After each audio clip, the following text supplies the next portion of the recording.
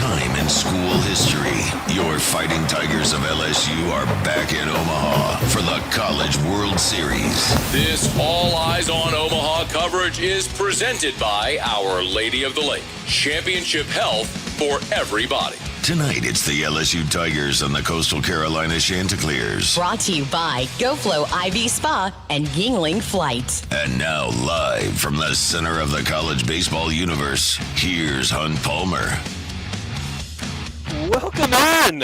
Hunt Palmer coming to you from the Ameristar Casino Resort in Council Bluffs, Iowa, just across the river from Omaha, Nebraska, where tonight we start to decide who college baseball's national champion will be. It's the LSU Tigers, the Coastal Carolina Chanticleers. Game 1, 6 o'clock, Charles Schwab Field, and we have got 2 hours to get you ready for it. Those 2 hours are going to be absolutely loaded. Chris Burke from ESPN is going to be with us in 15 minutes. He'll be on the call. We'll talk to Burke about what he's seen from the Tigers and Chanticleers during their week plus up here in Omaha. Sam Weiderhaft from Coastal Carolina's radio network. He's their play-by-play voice. He's going to be with us in 30 minutes at 2:30. We'll check in with Musso at 3 o'clock. Scott Rabalais at 3:30 will be over at the stadium, covers the Tigers for The Advocate, and we'll chat with Rab at 3:30. I am fired up to be here, and we certainly appreciate our great sponsors that have made all of this possible. That's Our Lady of the Lake Health, that's GoFlow IV Spot, that's Yuengling Beer. They've been awesome to me, to us, and we have been up here for better than a week and a half now, and it's just starting to get good. Let me tell y'all, this is just personally for me. I've been to Omaha 4 times now, and all of these trips have been very, very different. I came as a college student in 2009 for the first 2 games of the College World Series that LSU played. LSU beat Virginia, then beat Arkansas, and I got in the car and drove home. It was incredible. Rosenblatt Stadium, just living a dream, being able to see that place and watch LSU play in Omaha was awesome as a, what was I, 21-year-old. One experience that I had where at Barrett's, it was great. Came back in 2013. Charles Schwab was covering the team, thought they had a team that could win the national championship. Aaron Nola, Rafe Rhymes, Mason Katz, Jacoby Jones, like the great team, and that team goes 2-0. But I got to see the new stadium. I got to cover games in the press box, and it was a cool thing to see as the College World Series had moved locations. I came 2 years ago with my dad for the championship series, and it was incredible. Seeing that many LSU fans pack the place, seeing the Tigers win a national championship from the seats in Charles Schwab was just a dream come true. It was incredible. This has been completely different for me personally, having been here for the entirety of the College World Series. I've never done that before. And I got here last Thursday. They were practicing and, just kind of seeing what the vibes were. Around the stadium was kind of quiet. I was expecting a huge purple and gold invasion, and that didn't really happen to my eye. LSU certainly had a presence at the College World Series, but it wasn't overwhelming, and I thought Arkansas had more fans than LSU last Saturday. And then I watch LSU play again on Monday, and then I see LSU continue Tuesday morning and then play Wednesday night, and then all of a sudden we realize that LSU is going to be playing Saturday, Sunday, potentially Monday for a national championship. And when I tell you the vibes around this place and in this city have completely changed over the last 24 hours, I am not exaggerating. The amount of purple and gold that I have seen come into this hotel that I'm at here, the Ameristar, that I have seen out on the town, that I saw at lunch today when I went over to Barrett's, like, the convoy is here, y'all. It is incredible to look at. And I think, as I've said many times over the last couple of weeks, the 2 weeks that I've been here, like, 2023 was the perfect storm because you hadn't been in 6 years. It was the longest drought since the mid-'80s, and you had Skeens and you had Cruz, and it just everybody's like, we're going to Omaha. Like, we're going. And it was a takeover. I mean, it was 10-1 LSU to Florida in terms of people. But I didn't think that was going to be a good thing for the 2025 version because everyone came 2 years ago. It's like, oh, I was just there 2 years ago. And maybe that was the case for the first 2 games. Maybe that was the case because I'm not really great at this, but I would suggest that there were probably 5,000 LSU fans at those first 3 games. That's kind of just a guesstimate on my part. I think that I'm going to guess that's tripled for this game tonight. That's, I think, tripled is a safe thing to say. There is a ridiculous amount of purple and gold. I'm getting text messages from people that I didn't even know had plans to come up here. It's been crazy. Like my dad just walked in. I didn't know he was coming until LSU walked off Arkansas in the game on Wednesday. So it's going to be incredible. You can sense that there's a championship on the line. It felt like an event. The first 3-4 days I was here. There's 8 teams, all active. You got different fan bases, kind of a melting pot.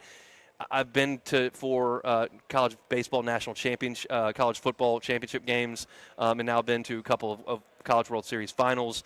It feels like a championship's on the line, and it certainly is. And you've got a really great gumbo of storylines here between LSU and Coastal Carolina.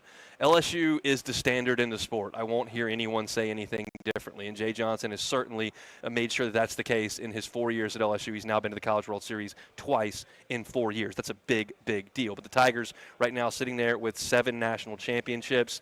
You've got USC in your sights, I guess. It's going to take a while to get there, but you're in second place, and you're looking to reestablish the brand as the dominant brand in college baseball, and I think that that's well on its way to happening. You've got legacies on the line for guys like Cade Anderson and like Jared Jones and like Anthony Ianson, guys that have been massive in this team's emergence from a team that last year was a regional team to a team that this year could win a national championship. And I talked about this on my daily show earlier this week. Like, it's a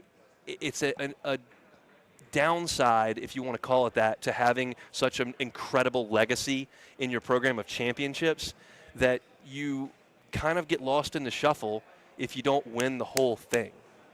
And Jared Jones has been on a championship team, and that shouldn't be forgotten. But he's now in the middle of a lineup on a championship team. And Cade Anderson is a phenomenal pitcher, and he's first-team All-American and could be the first pick in the draft, and he's going to have a long MLB career. And people will certainly remember Cade Anderson very, very fondly in purple and gold. But what happens on that mound tonight means a ton for his legacy, right? And so that's a big, big deal for LSU. You've got Coastal, who really is trying to establish itself as a giant in the sport, as a huge brand in the sport.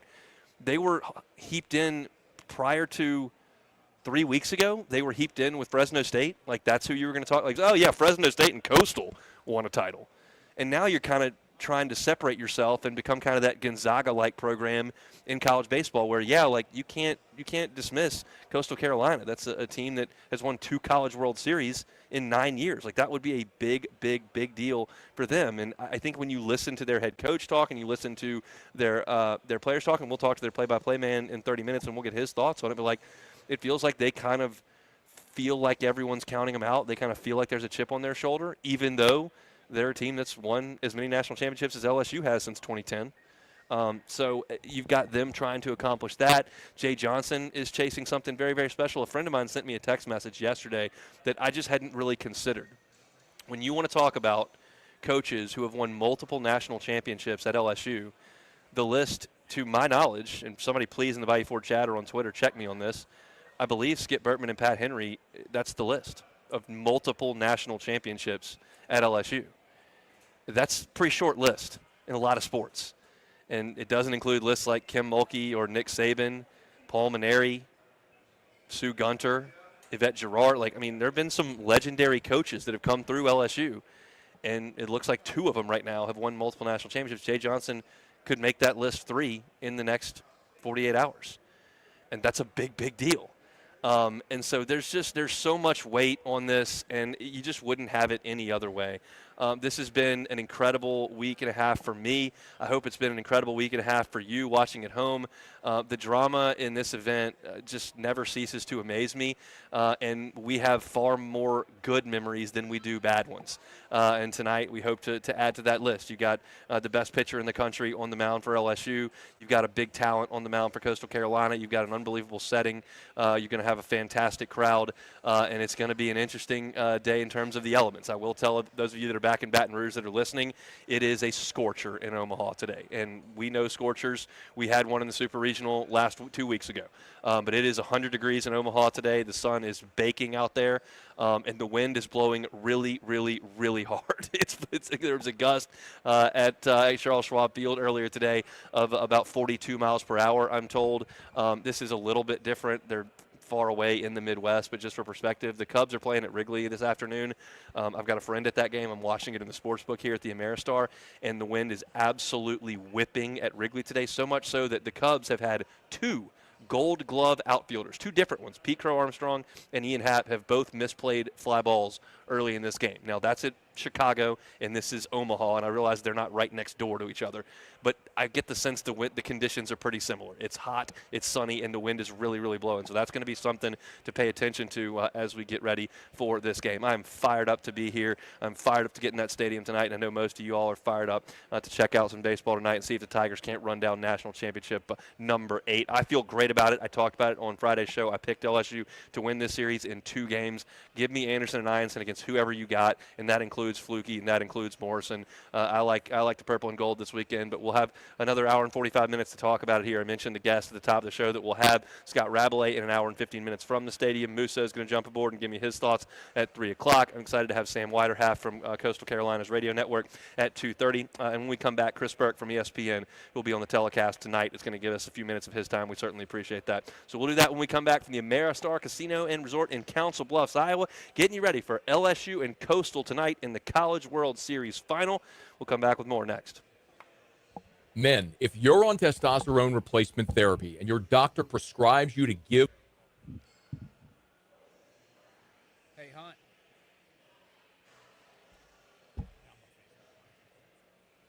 So you can maintain healthy red blood cell levels and stay hydrated. Decision Critical works with your healthcare provider to reduce your need for frequent clinic visits. It's not just healthcare, it's healthcare for your lifestyle. Visit DecisionCriticalBR.com to schedule a discovery call today. What does it mean to be your largest locally owned bank? It means being more than a bank. And my friends at Gulf Coast Bank and Trust are partners, neighbors, and advocates for local success. From healthcare to education to energy and everything in between. Large and small businesses alike, Gulf Coast Bank fuels growth and progress with smart banking solutions. You want a bank that cares about you? Get to know Gulf Coast Bank and Trust, and let's make it happen. Member FDIC, an equal housing lender. Hey guys, this is Todd from Rebel Heating and Air. Your heating and air conditioning system requires essential cleaning and care to ensure efficient and safe operation. Call Rebel today and schedule an appointment. That's Rebel Heating and Air, 929-8944. And remember, the bitter taste of a poor installation will remain much longer than the sweet taste of that lowest price. Call us today, 929-8944. That's Rebel Heating and Air, 929-8944. Or go to rebelheatingandair.com. I took control. I took control. We took control. This is Chris Medine with Medine's Collision Center. Auto accidents can be overwhelming. Crucial decisions are made instantly, like where to take your car for body repair. But doesn't my insurance company recommend a collision shop? It's your right to choose a collision center. Don't let anyone push you around. Medine's not only repaired my car, but restored my confidence. Log on to MedineCollision.com and read our latest blog. We are your accident advisors. And remember, take control. Choose Medine's. Picture your dream bathroom. Got it? How about making it happen with David Duvall and One Bath and Closets? For more than 3 decades, David's been remodeling homes with a concentration on the most popular room in your home, your bathroom. Whether it's a tub to shower conversion or a complete renovation, the great thing about One Bath and Closets is that David handles everything. One company, one contractor, One Bath and Closets. Check out the gallery of his most recent projects and schedule your free in-home consultation online at onebathandclosets.com. That's onebathandclosets.com. If you're looking for some time away, but you don't want to go too far, the Cook Hotel at LSU is just what you've been searching for. Book your getaway today and enjoy a beautiful escape in any of their luxurious guest rooms or suites overlooking the gorgeous LSU lakes. Whether you're here to shop or stay, the Cook Hotel at LSU is where you can find it all. Stay for the weekend, come by, grab lunch, or shop at their alumni gift shop. Visit thecookhotel.com to book your stay today. That's thecookhotel.com. Take a swing around the parish to one of Breck's 5 golf courses, 2 championship courses, Santa Maria and Beaver Creek, and 3 courses for the more casual golfers, the popular 18-hole Webb Park, and 2 9-hole courses, City Park and the newly renovated J.S. Clark. Breck's courses are designed to challenge every level of golfer from beginner to pro. So come and get into the swing of things. Book your tee time online or find a course near you at golf.breck.org. That's golf.breck.org.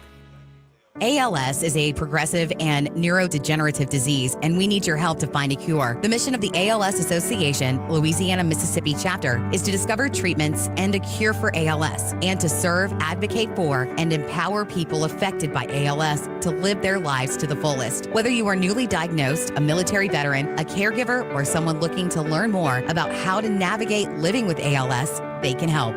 Hey, Hunt.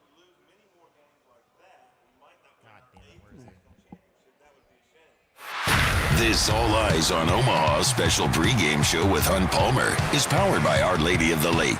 Championship health for everybody. And by GoFlow IV Spa and Yuengling Flight. On Eagle 98.1 and 104.5 ESPN Baton Rouge. Hunt Palmer here in the Ameristar Casino Resort just outside the ESPN Bet Sportsbook, getting you ready for LSU and Coastal Carolina from Charles Schwab Field across the river in Omaha, Nebraska. It's game one of the College World Series final. It'll be, of course, broadcast on ESPN. On the telecast will be Chris Burke from ESPN. Burke, you good enough to give us a little bit of time here before this one cranks up. Chris, thanks for the time. How are you? Yeah, my pleasure. You guys, we got ourselves a hot one. But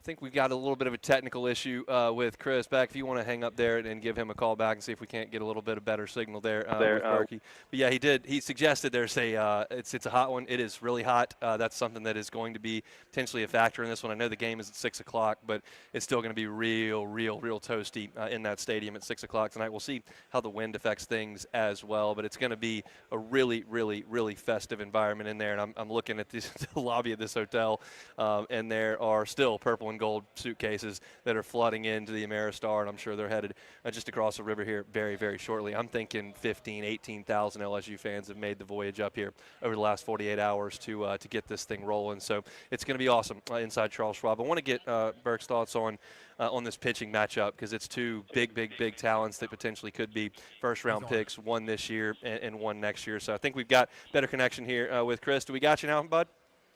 yeah, how's that? Is that better? That's way better. We're perfect. So let's talk about this pitching matchup. A lot of talent on the bump tonight for both teams. Let's start with Coastal Carolina. They'll go with their number 2, Cameron Flukie, but he's a talent, no? No question. 6'6", fastball up to 95. I think it's a look that LSU hitters have seen before, with a high carry fastball and a hard cutter slider, whatever you want to call it. Now, it feels like, just talking to their people, the curveball is kind of the make or break pitch for him. It's a change of pace. It's a change of shape. It's about 20 miles an hour off the fastball, and it's a pitch that he can get a lot of takes with, just to kind of slow the LSU hitters down, maybe steal some strikes. So feels like if you're kind of tuned in, wanting to see whether this guy's got his A+ stuff, can he land his breaking ball, his bigger break. It feels like a lot of the conversation around Coastal Carolina has been around Flukie and Morrison. I want to talk about a couple of arms out of that bullpen in Ryan Lynch and Dominic Carbone, the righty and the lefty. What have you seen from those two guys, and do you think that they're going to try to get them in the middle innings if they've got a lead? Say that one more time. Sorry, this place got loud on me. That's all right. I'm curious how much length you think they're going to give Flukie, especially if they've got a lead with Lynch and Carbone fresh with 2 days off. How quickly do you think Coastal may go to those two guys out of the bullpen? It's interesting. I always like to say, like, coaches tell you what they think about their dudes based on how they use them in the biggest of moments. And, French and Carbone's numbers are amazing. They haven't been as quick to use them as you would anticipate. So it's a good question. I think they're going to have to use their bullpen. There's no question about that. The question is how early, how much of a leash does Flukie get, all those types of things, I think will be very situational to the game. They got the left-hander Johnson down there, too. That's been really, really good for them. So, you don't get to this point. You certainly don't win 26 games in a row without having a diverse group of dudes that you trust. So they certainly have plenty of arms that they trust. but I also don't think that means Fluky, that they'll hook Fluky in the third as soon as if he faces some trouble early. I think their plan is to get a significant number of outs from him, even if it's not perfect. Cade Anderson will take the ball, we think, for LSU. Jay Johnson doesn't announce that until it's about an hour to first pitch, but we've got a pretty good feeling that's who it's going to be. How do you think Coastal handles the big left-hander? Overall, their numbers haven't been great versus left-handers. And obviously, Cade Anderson, I think you could make a pretty good case. He's the best left-hander in the country. So I think they got their hands full. I think you got a fully rested elite pitcher. And I think they're going to have to do the things that they normally do to win games. I think they're going to have to work some walks. I think they're going to have to figure out a way to manipulate their way around the base pass and play situational baseball. I mean, their formula is not a secret. The question is, can you keep them off the base pass, especially early? I think in this tournament they've scored seven of their 11 leadoff runners. Okay. So LSU's mantra is, get the leadoff guy. That is what they are supremely focused on, and I think that's another storyline to watch. I want to talk about tomorrow with Jacob Morrison. You watch a lot of SEC baseball. You've seen Morrison up here in Omaha. How would he fit on Friday nights in the SEC? Oh, I think he'd do just fine. He's a really unique look. He's 6'8". Fluky's 6'6", but yeah. Morrison's even taller at 6'8". It's elite command, and Fluky. What's interesting about Fluky's throwing like 75% strikes with his fastball, something crazy like that. Morrison has 4 real pitches. Last time out, his cutter, slider. Again, the pitchers like to call them cutters. The coaches like to call them sliders. That's why I keep using them as synonym. But his command of that pitch was just incredible. Now, I do think one of the great aspects about LSU's lineup is they can go right, left, right, left, right, left. And, the last time we saw Morrison was against the Oregon State team that had 8 right-handers in their lineup. So LSU's certainly not going to make it that comfortable for him. And I think he's going to have to find his changeup. And so that'll be an interesting storyline in Game 2 to see if Morrison can manipulate the ball to his arm side, because we saw him so good to his glove side. Then on LSU's side, how much length does Ianson give him? He's clearly rested. He's only thrown like 40 pitches here. And then how quickly does Jay Johnson go to Case and Evans? I mean, that's a bullet he wants to fire. I think in a perfect world he doesn't have to fire it until tomorrow. And, as good as Evans has been, it'll be interesting to see if LSU wins tonight and Jay thinks he can win the thing tomorrow, how quickly he goes to Evans. You've been out on a lot of baseball fields in your day. They're telling us that the wind's going to blow like 30 miles an hour. I mean, how big a deal is that potentially in that ballpark? I think this stadium is big enough where the players are shielded from it a little bit, but the ball will definitely be affected from it. Currently, the wind is blowing more. It's in, but not straight in. It's more across. So, like, nothing to right field. And unless you get it to the bullpen, you can always hit it out to the bullpen because the scoreboard kind of knocks the wind down, and you can hook it into the bullpen. But anything to the right of the left center gap is going to, I think, get beat up pretty good. But I think you can hook one out of here today. The wind's kind of more across than it is straight in. But, guys, it's like a legit 30 miles an hour. What would a win, 2 wins over the next 3 days mean for Jay Johnson? Well, I mean, he'd be the first coach ever to win 2 national championships in his first 4 years at a school. So it would put him in the rarest of air. Now, he's obviously at a place where you've got a Mount Rushmore in the history of the sport coach. So, he's still got a couple more mountains to climb to catch Skip. But it clearly sets him up as kind of the guy that's at the top of the heap right now in the sport. I think only one current coach has won 2 titles, and that's Tim Corbin. Jay is he told me in Hoover, he's like, Berkey, I just need to get this team to Omaha.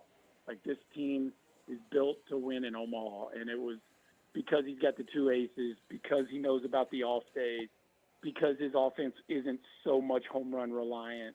Like he knew they could win here. He just had to get here. And so here they are. And they're in the championship series with their pitching as lined up as it could possibly be, without the exception of Evans not maybe being perfectly rested. But at this point, I think everybody involved will take where their pitching's at. And so, man, I mean, you're the favorite to win, the national championship for 2 out of 3 years. That's pretty big stuff. Sure is. I appreciate a little bit of time. I know it's a busy day. Have a great call. You got it. Thanks. He's Chris Burke, ESPN, former Tennessee Vol, does just an awesome job on the telecast. I've said this on the air plenty of times. He's awesome on the call. When I'm watching a game, like, I want something that I don't know. And Chris, generally speaking, will give you that from his experience. If you haven't looked up Chris Burke's stats from his senior year at Tennessee, just go give him a peek. It was like 435 with 20 homers and 50 steals or something. I mean, just it's incredible stuff. He's a good major leaguer as well and does an awesome job in the telecast. So we appreciate a little bit of his time. And that was interesting when he said he talked to Jay Johnson in Hoover. And Jay said, I just got to get him to Omaha. And you get that sense because you knew how LSU was set up in the postseason. And we talked about this in early May when Anderson and Ianson started throwing the ball really well. When Ianson threw that gem in College Station, complete game shutout, just absolutely annihilated that lineup. You knew what Anderson was because he had done it in Norman a couple of weeks before that, and you were like, man, this is really good. If they can just get those two guys in the regional, which sets yourself up to even lose one to Little Rock, and then those two guys in the Super, and you won, and then those two guys in the first two games in Omaha. And it didn't work out because Ianson had to come out of the game after 3 innings because of the rain. But still, you had Evans ready to go, and you did enough offensively to get yourself into that winner's bracket. And Arkansas, taxed themselves trying to come back, and you were able to finish that job. And now you've got it set up as well as you can set it up. And I know Coastal's sitting there in the same position. They're actually, in terms of the rest, they're actually in better position because Evans threw a lot of pitches in the game on, let me get that date right, we played Saturday, and then Monday, that was Tuesday, that Evans threw a bunch of pitches. I've been awful with days all week up here. You'll have to understand, every day is Groundhog's Day for me. I wake up in the same hotel room, and I come down the same elevator, and I sit at the same table in front of the same sports bar, and then sometimes I go to the stadium, and sometimes I don't. And I don't have kids to take to school, and the weekends there's work, and the weekdays there's work. Like, the days have been awful for me in trying to remember. But that was, Evans did throw all those pitches in the game on Tuesday. So he's okay. He will definitely pitch tonight if LSU has a lead, in my opinion. But Coastal's got everybody completely ready and on full rest. So it's two teams that are very good. You've got what's probably, in my opinion, been the most consistent team in college baseball in LSU. You're talking about a team that they've won. How many weekends did they play? They played 14 regular season and then 3 in the postseason, we'll call it. So that's 17. They've won 14 of 17 weekends. And then Coastal, who's obviously won 26 games in a row. It's a heck of a matchup. I know that a lot of people will look at that scoreboard and go, oh, well, that's the blue blood of college baseball against a plucky Cinderella. Well, Coastal's not really that. They're pretty good. So it's going to be an incredible matchup. I can't wait to get in there and watch it tonight. Let's take a time out. When we come back, we'll hear from the play-by-play voice of the Coastal Carolina Chanticleers. That is Sam Weiderhaft. We'll do that when we come back. Ready to take your brand awareness to new heights? Experience the power of audio and digital marketing combined with Guaranteed Digital Media. Our radio branding messages resonate through the airwaves, leaving a lasting impression. Combine this with digital tactics like retargeting, geofencing, and social media to really boost your reach. Imagine your radio ad complemented by targeted digital ads, ensuring your brand is seen and heard across multiple platforms. To learn more, visit 1045ESPN.com and click Connect. That's 1045ESPN.com and click Connect. Jake and James here from Trash Rangers of Louisiana with more questions from our customers. Mike in Gonzales asks, if I switch our residential trash pickup to Trash Rangers, how long of a contract do I have to sign? That's an easy one. At Trash Rangers, we're so confident that you're going to love our service, our prices, and our communication with you that we don't make our customers sign contracts. That's right. No contracts and no hidden fees. So make the switch to Trash Rangers today at trashrangers.com. That's trashrangers.com. Before every game, you're reminded that Tiger Stadium is a pantheon of concrete and steel. When it was time to add upper decks, do you know where that concrete came from? It's Louisiana Concrete Products. Whether it's the next Gulf hurricane or Death Valley earthquake, You can trust Louisiana Concrete products. The Tigers are in Omaha, and when excellence is on the line, LSU delivers. That same championship mindset is shared by Our Lady of the Lake, part of the Franciscan Missionaries of Our Lady Health System and the healthcare provider for LSU athletes all year long. Through the Championship Health Partnership, that same top-tier care is available to you, from sports medicine and student health to breakthrough research and community care. Championship care, championship culture, Our Lady of the Lake and LSU. Together, we roar. Learn more at ololrmc.com/LSU. Do you plan to travel, work part-time, or move somewhere warmer when you retire? At Edward Jones, we understand that no two retirement paths are the same. Contact your local financial advisor today. In Baton Rouge, call Katherine Johnson. In Zachary, call Daniel Gomez. And in Central, call Lance Mouillon. Edward Jones, member SIPC. Hey guys, this is Todd from Rebel Heating and Air. Your heating and air conditioning system requires essential cleaning and care to ensure efficient and safe operation. Call Rebel today and schedule an appointment. That's Rebel Heating and Air, 929-8944. And remember, the bitter taste of a poor installation will remain much longer than the sweet taste of that lowest price. Call us today, 929-8944. That's Rebel Heating and Air, 929-8944. Or go to Sam's.com. Is your closet organized? Let's face it, most closets are cluttered and a hassle to organize, but that's just because they aren't designed around your specific needs. One Bath & Closets works closely with you to design your space where it makes sense for you and clears the clutter away. From shoe racks, baskets, seasonal storage, mirrors, drawers, cubbies, and doors, One Bath & Closets can make your dream closet a reality. Go with an industry leader in bathroom and now closet remodeling. Visit onebathandclosets.com to sign up for a free in-home consultation. That's onebathandclosets.com. If you live in Louisiana, you know what the dozens of plants up and down the river mean for our state's economy. And since 1982, Action Industries has been committed to providing quality construction, maintenance, operational, and consulting services throughout the refinery and petrochemical industries. When it comes to safety and quality, Action Industries beats the industry standard. Call today or visit actionindinc.com. That's actionindinc.com. Louisiana, you've got a new home for coverage of LSU, the New Orleans Saints, and the Southeastern Conference. LouisianaSports.net. LouisianaSports.net. Feature stories, opinion columns, recruiting updates, in-game reports. And it's all free. No paywalls, no annoying pop-up ads, no recurring subscriptions. Just the content you crave. From the folks that bring you 104.5 ESPN Baton Rouge, it's LouisianaSports.net. This All Eyes on Omaha special pregame show with Hunt Palmer is powered by Our Lady of the Lake. Championship health for everybody. And by GoFlow IV Spa and Yuengling Flight. On Eagle 98.1 and 104.5 ESPN Baton Rouge.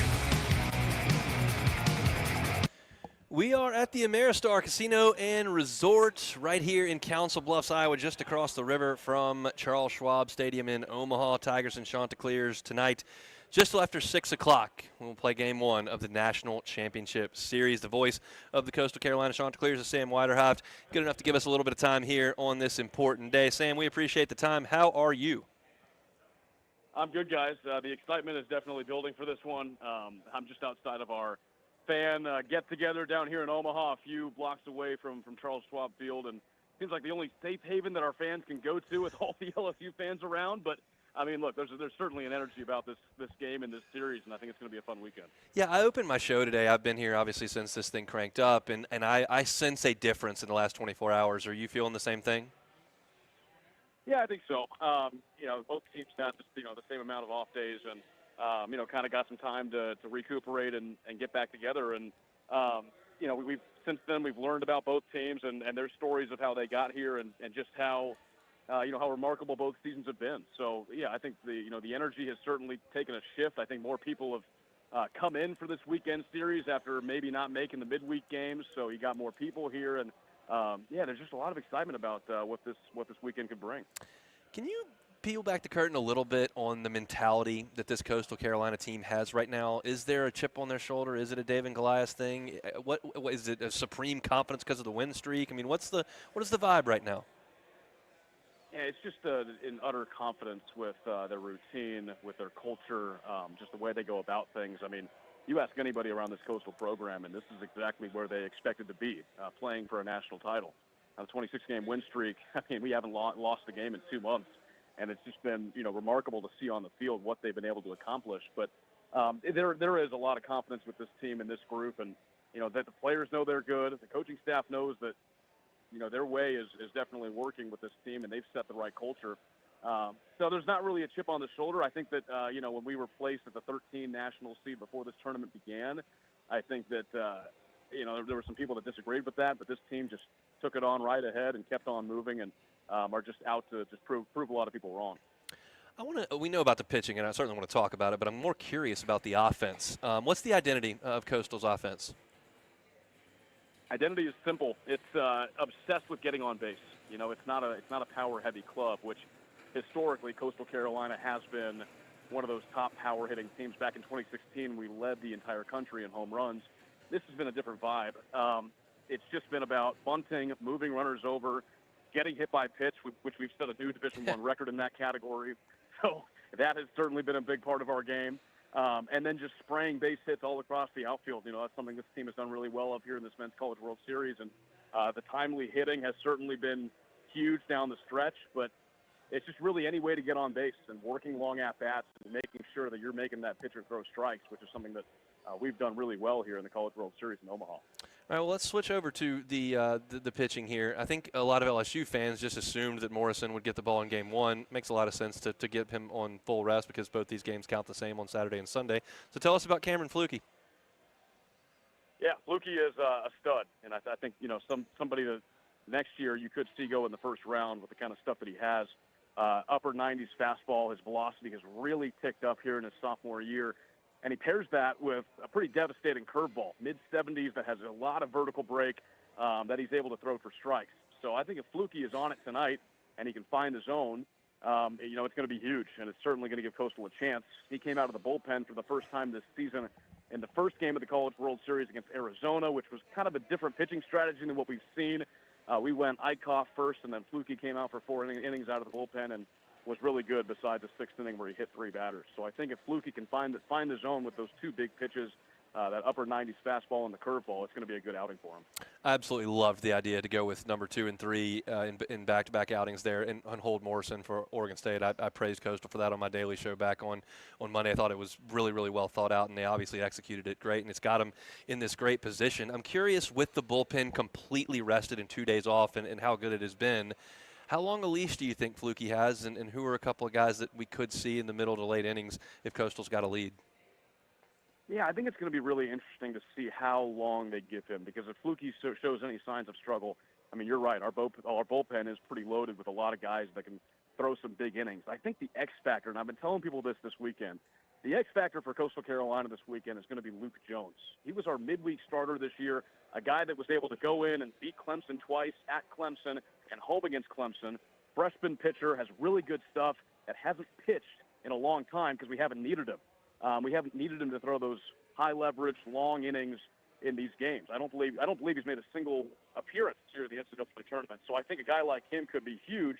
If Flukie shows any signs of struggle or potentially a third game. You also got Darren Horn, who hasn't pitched in a while. He's an experienced pitcher that's still kind of waiting his turn in the bullpen. Matt Potok, we saw him for a little bit in the third game against Louisville.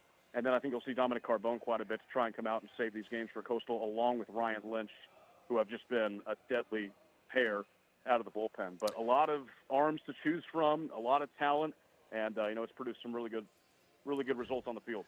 Lynch's numbers are incredible. The fact he's given up 2 earned runs all season.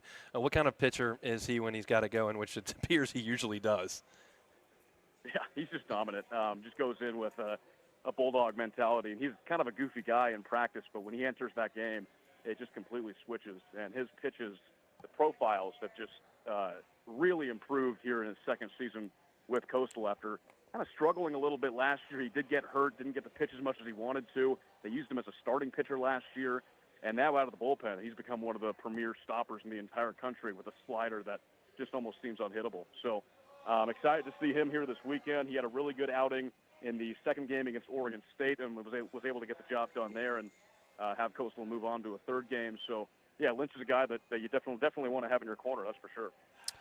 Last one here. We appreciate some time on a busy day, Sam. What would a national championship win over LSU mean for Coastal's program? it'd be incredible. I think Kevin Snow said it in the press conference yesterday, just that it would put coastal baseball on a different planet, because there's not a lot of programs that have won multiple titles, let alone multiple titles in 9 years. It would kind of wipe away the Cinderella aspect of this program and make Coastal a premier baseball program for players to come to. So I think it'd be huge, and I think there's certainly a chance for the Chanticleers to do it. We got the team. We've won 26 straight games, and just got to take care of a couple of more. He's Sam Weiderhaft from Coastal Carolina's radio network, their play-by-play voice. We'll see you in the press box. Have a great call at the ball game. Enjoy some baseball tonight, all right? Yeah, thank you. And I will say, I'm outside right now. The wind is legit. I think it's going to be a huge part of this first game, whether it's blowing out or in. We'll see who it benefits, but this wind is pretty ridiculous. No doubt about it. We've talked about it. It could play a huge role. Thanks for some time.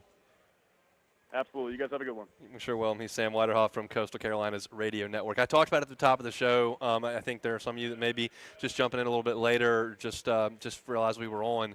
I'm watching the Cubs game, and I know that Chicago and Omaha are not exactly right across the river from each other, but we're talking about similar conditions, I think, to what you're going to see.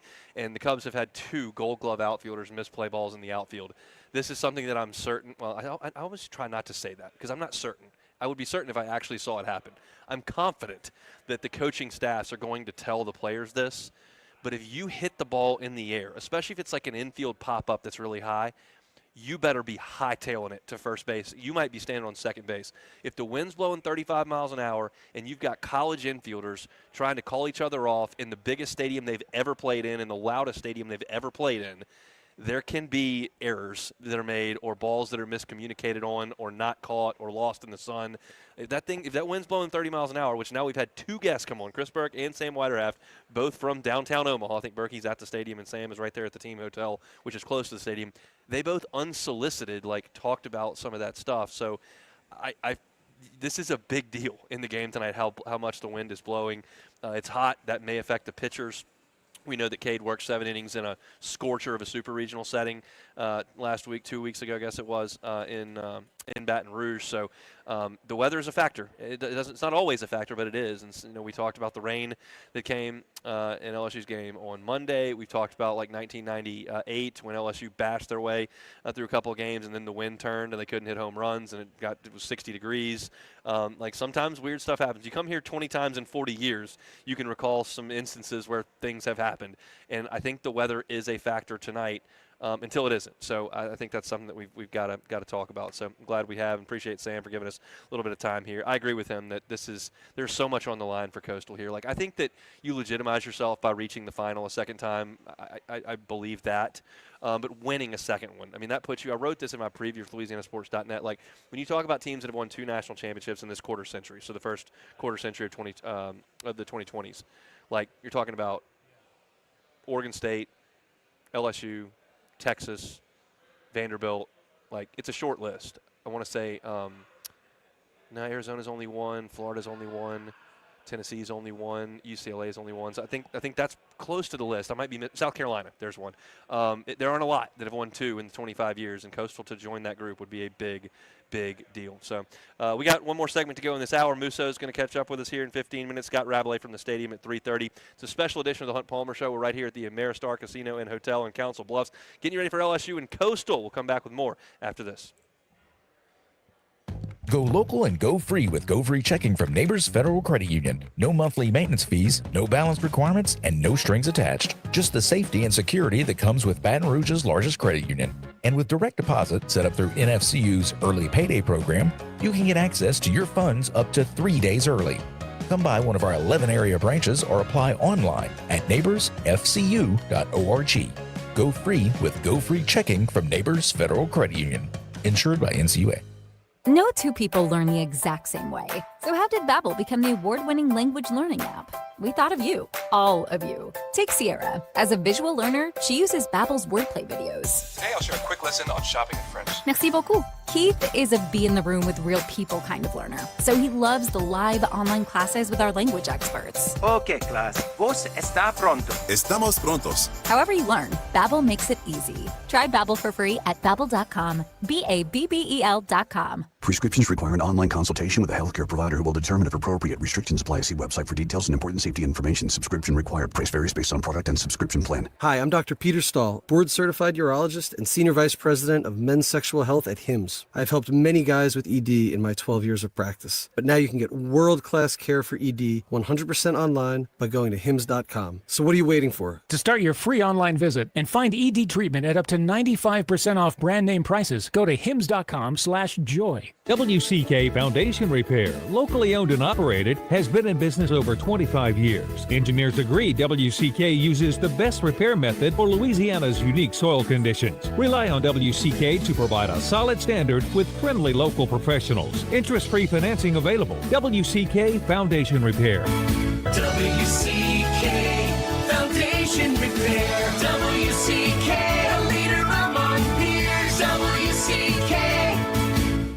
For nearly 50 years, Gulf Coast Office Products has been Louisiana's trusted leader in office technology, helping businesses in every industry streamline efficiency. As an official partner of the New Orleans Saints and Pelicans, we're committed to delivering top-tier service with flexible leasing options and customized invoicing. With over 100 dedicated employees, we have the expertise to keep your business running smoothly. Call for a free analysis at 225-756-2644. Gulf Coast Office Products, your workforce efficiency lifeline.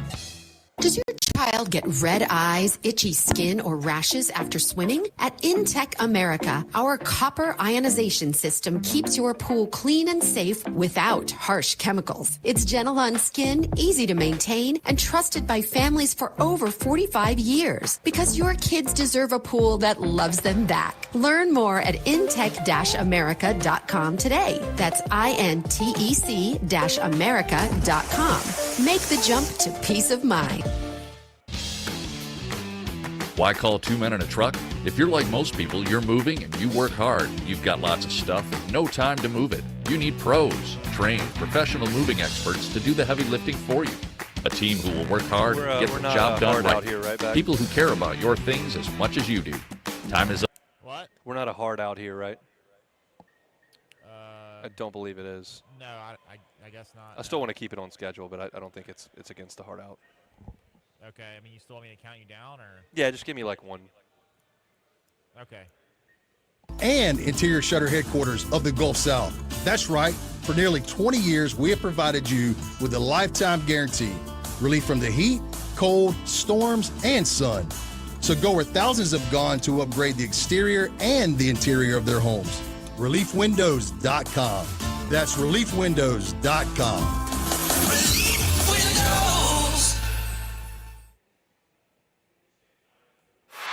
This All Eyes on Omaha special pregame show with Hunt Palmer is powered by Our Lady of the Lake. Championship health for everybody. And by GoFlow IV Spa and Yuengling Flight. On Eagle 98.1 and 104.5 ESPN Baton Rouge. All right, let's wrap up the hour. We're going to check in with old Musso. I believe he's driving to the beach, but I want to get his thoughts on this one from an LSU perspective. Scott Rabalais coming up in 45 minutes. I believe he will be coming to us from the press box at Charles Schwab Field. Rab's been here since the start, has been talking to the players daily and Jay Johnson daily. So want to get his thoughts on kind of the vibe on the LSU side of things. And Scott's been here for a lot of College World Series finals, and here's another one for LSU. Incidentally, LSU in chances to win a national championship is 7 out of 8. Just once in 2017 did LSU reach the final and come up short. So we'll see if the Tigers can keep that streak going and go 8 for 9 with a national title on the line. Those are pretty good numbers for the greatest baseball program in the sport's history over the last 40 years. Tonight, we've talked a lot about Cameron Fluke getting the ball for Coastal Carolina. 6'6" right-hander, live fastball, loopy curve, and he'll go to a change and a slider at times. But the big deal with him is that he's got the riding fastball at 96 and then the big loopy breaking balls at like 75. So you're talking about a 20-mile-per-hour difference on those two pitches that can really disrupt timing, and that's what he's here to do. So what does LSU do from a lineup perspective against him? Well, you're going to see Jake Brown in there, we know. He's been playing against right-handed pitching all year, and he'll be in right field tonight. That'll likely sit Josh Pearson down, I would think, in this spot. I would guess Ethan Fry's going to be the DH. I would have no reason to believe that they would take him out of the lineup. So you would think Brown in for Pearson. The question becomes at third base. And I said yesterday on my daily show, if any of you were listening to that, I said, look, I'm not sitting Michael Braswell. I know he's 1 for 33 or 1 for 34 or whatever he is. But he plays great defense. I think runs could be at a premium. And it's not like Tanner Reeves has been, hitting the cover off the ball. So he's got 80-plus at-bats, and he's hitting 260-something. So and he's not going to be a huge power threat. You heard Chris Burke come on with us from the ballpark earlier today and say, you're not getting it out of here into the teeth in right field unless you hook it into the bullpen. It's not like you have a power threat with Reeves. It's not like he's a tremendous bat in the lineup that you just can't take out, and you're compromising yourself on defense. And that's why I thought Braswell would start the game tonight. Now, I'm always paying attention to these press conferences, paying attention to what coaches say, what players say, and Braswell said to the media yesterday when interviewed, he said, look, I don't know. They were talking about the potential for him to get an ovation, which I think if Braswell does come to the plate as a starter in this game, he will get a standing ovation, very much like Jordan Thompson did in the title series in 2017 when he was really fighting it and not playing great on defense. It was a tough go, and Tiger fans rallied around him, and he came through with that big hit. And I think you'll see a similar reaction to Michael Braswell when he comes up to bat for the first time in this series. But he said when he's being asked about that yesterday, we're facing 3 right-handers, so it may not happen. So that, to me, is a guy who feels like there's a pretty strong possibility that Tanner Reeves might play as a starter against the 3 right-handed starters from Coastal Carolina. You got Flukie tonight, you got Morrison tomorrow, and then you would imagine Eichhoff would be their guy Monday if we got there. All 3 of those are right-handed pitchers. So he is telling me something different than I hypothesized yesterday. Maybe you do see Tanner Reeves in this game, but I'm telling you, the listener, I wouldn't do that. I would not do that. I understand that you've got a guy in this lineup who is not getting any base hits. But there are other aspects of this game that I'm comfortable with. I'm comfortable with Braswell bunting. I'm comfortable with Braswell at third. Y'all realize that Michael Braswell has made 3 errors all year. 3 errors all year. And college third basemen make errors by the truckload. College infielders are not good. That's a blanket statement that I'm throwing over the entire sport, but they're not. They make some sensational plays. They also boot routine plays on the regular. And to have a guy at third base who has made exactly 3 errors this year as basically the full-time starter. Yes, Reeves has played some, but Braswell's been in there way more often than he hasn't. And he's got 3 errors. That is sure-handed stuff. And he made a pick on a short hop charging in against Arkansas. Maybe it was UCLA. The days run together, the games run together. But y'all probably remember the one I'm talking about. He came in to his left and short hop picked it like a stud and threw it across the diamond. We saw what bad defense can do with Arkansas in its worst form back on Wednesday. And you just can't afford to do that against this Coastal lineup that, to me, is going to be up against it against Kate Anderson. The biggest thesis on my show yesterday was I was talking about how Coastal has had issues striking out against left-handed pitching, and that Anderson is left-handed and the number 1 strikeout pitcher literally in the country. You're talking about a team that ranks 267th in the country in strikeout rate. They strike out against left-handers 24% of the time, and they're facing a strikeout dude. I think they're going to have trouble scoring tonight. I'm not giving them extra outs, period. So that's a possibility that you put on yourself if you put Tanner Reeves in the ballgame as an offensive option. We'll see. That's just kind of my 2 cents on this whole deal. I'm going to be talking to a couple guests in the next hour, so my time to kind of give monologue will be a little bit shorter, but I want to go back to this that I opened the show with. The vibes, the energy, the environment around this series right now on a Saturday is just absolutely buzzing. I was at Barrett's at 10:50 this morning. They opened at 11. There were 25 LSU fans waiting to get into Barrett's to go in there and get their day started. I've talked to people that are at the team hotel. I've talked to people that are at the Blatt across from the stadium. I've talked to people at Rocco's. There is an invasion in this town right now. There is a buzz. There's an energy. And you just heard from the Coastal play-by-play man that there's nowhere for Coastal fans to seek refuge because it's just been a purple and gold invasion of the entire city.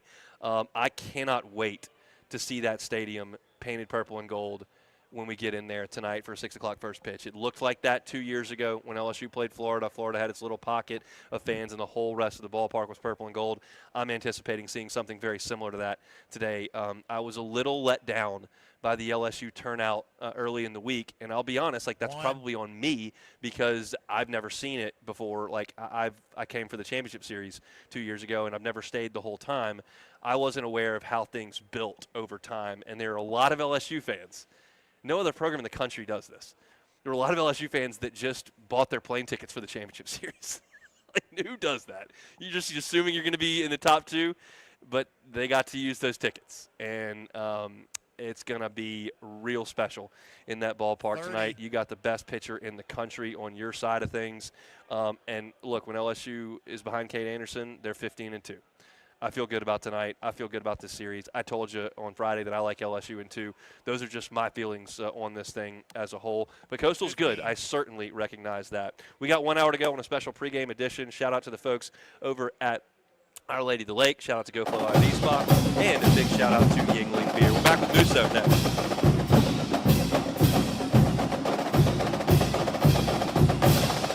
Summer weddings are in full bloom. Find the perfect wedding bands or a thoughtful gift for the happy couple at Lee Michaels Fine Jewelry. Have an anniversary or birthday on the horizon? Mark the moment with something truly timeless. From fine jewelry to classic timepieces, give a gift that lasts forever. Something personal, meaningful, and meant to be cherished for generations. Lee Michaels Fine Jewelry. 2 locations in Baton Rouge, on Corporate at Bocage, and in the Mall of Louisiana, Lafayette, Shreveport, and also New Orleans. LMFJ.com. Welcome to the Chevy Lightning Round. Guess the clues to win. First team, you're up. Powerful, commanding, unstoppable. Silverado. Adventurous, fun, techie. Trailblazer. Stylish, nimble. Trax. Innovative, electric. Blazer EV. Lightning Round champions. You've guessed all the right Chevy clues. Wherever the year takes you, explore it together in the Chevy of your choice. See your Super Chevy dealers today. We're on the go. Headed to our next stop for the 2nd annual Bridging the Gap to Go Community Wellness. Join us, the Bridge Center for Hope, and our community partners June the 24th at the Dr. Leo S. Butler Community Center from 10 a.m. to 1 p.m. for community resources, health screenings, food, and fun. Hope to see you there. For more information, please visit us at burbridge.org or follow us on social media. What is the Baton Rouge Rougarou? Well, it's Summer Collegiate Woodbat Baseball, downtown Baton Rouge, June and July. Go to brrougarou.com and check out college baseball players from all over the country. They play in the Texas Collegiate League, and you can check them out at Pete Goldsby Field, downtown Baton Rouge. Go to brrougarou.com. Parish Construction and Roofing. At Parish, we've got you covered. From the top of your roof, all the way down. Parish Construction and Roofing. Parish Built. Parish Built. Parish Built. From your hometown. ParishBuilt.com. River Parish Contractors is South Louisiana's leader in industrial construction and turnaround services. They employ loyal, local talent who are dedicated to quality projects that are safely executed on time and done your way. With River Parish Contractors, they can assist you with industrial projects that stay within budget and on schedule. What sets them apart is their ability to respond and get the job done right. Come take a tour of their impressive facility in St. John Parish or visit rpcontractors.com. Stabs Prime Steak and Seafood? Stabs Prime Steak and Seafood. Well, I guess along with those sizzling steaks, we do have wood-fired oysters and scallops, beautiful sea bass, fresh Gulf fish and shrimp, and rich Ora King salmon. So yeah, Stabs Prime Steak and Seafood. Jefferson Highway across from Palermo Ristorante. Tell Leo that Kevin sent you. And don't forget, there ain't no cake in that crab cake. Come and see us. Struggling to lose weight? Feeling overwhelmed by diets and exercise plans that just don't work? There's a better way. Unique Physique offers weight loss injectable medications. Semaglutide, now only $195 a month, and tirzepatide is only $325 a month. The lowest prices in town. No contracts, no gimmicks, just real results without the hassle. Visit uniquephysique.com or call today to schedule a consultation and unlock your weight loss potential. Unique Physique, your weight loss solution. Why do billion-dollar insurance companies regularly delay and deny valid claims? Because that's how they got to be billion-dollar insurance companies. If you've been injured, I'd like to help. Spencer Callahan is the one to see. Call 387-2323. LA filing number 16-7969. WNXX Jackson, KNXX Donaldsonville, and WDGL HD2 Baton Rouge. Eagle 98.1, WDGL and HD1 Baton Rouge. For the 20th time in school history, your Fighting Tigers of LSU are back in Omaha for the College World Series. This All Eyes on Omaha coverage is presented by Our Lady of the Lake. Championship health for everybody. Tonight, it's the LSU Tigers and the Coastal Carolina Chanticleers. Brought to you by GoFlow IV Spa and Yuengling Flight. And now, live from the center of the college baseball universe, here's Hunt Palmer. Here at the Ameristar Casino Hotel, right here at Council Bluffs, Iowa, across the river from Omaha, Nebraska, Charles Schwab Field, the setting for the college football.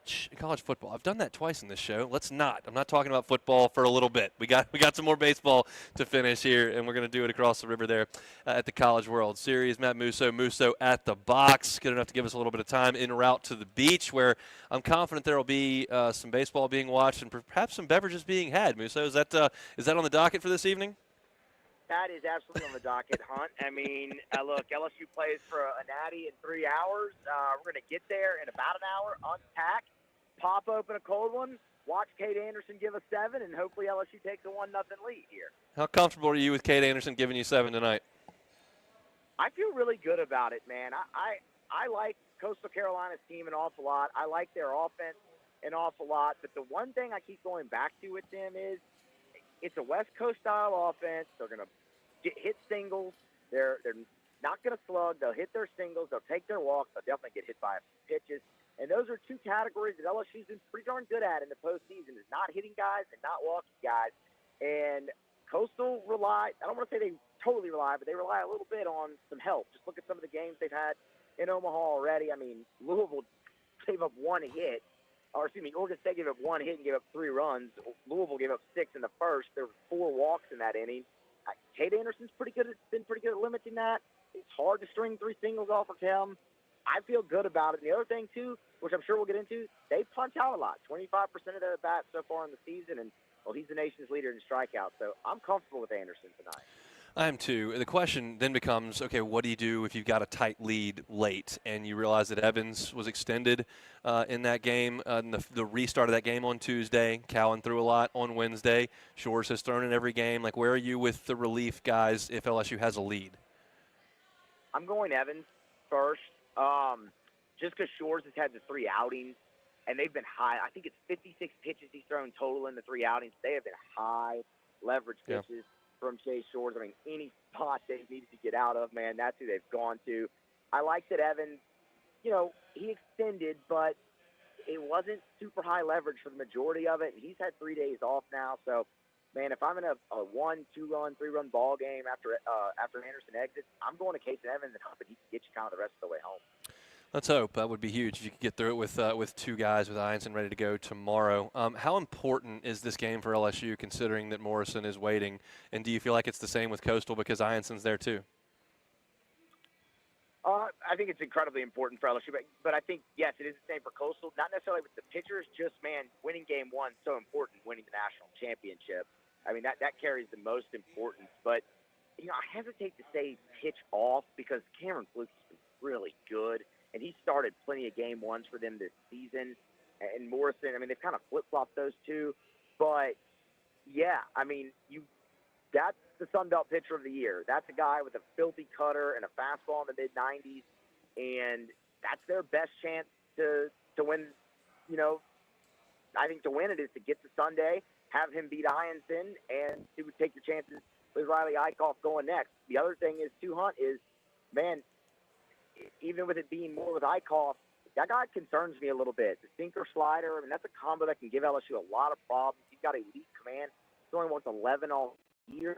Like, that concerns me. And if you end up losing game one, it's an uphill climb with Morrison and Eichhoff going. So very important, and that's why I expect Jay to go all in, man. I mean, he's like, I said I'd go to Evans, but I mean, Shores is on the table tonight. Like, Shores is going to be hot. So, I mean, he's going to play to win. He's going to go all in tonight. And yeah, I mean, I think it's of the utmost importance to win game one.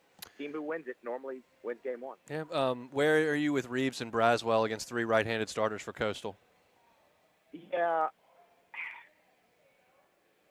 I'm Braswell, man. It's not for me. It's for the glove. I mean, Tanner Reeves, he's put some good swings on the ball. They still resulted in outs. Like, I get it. Braswell is striking out a lot. He's not even taking his walk at this point. Like, he is an out in your lineup. I understand that, but he's also fielding 965 and has been a great glove for you. And the struggles at the plate, one for his last 35.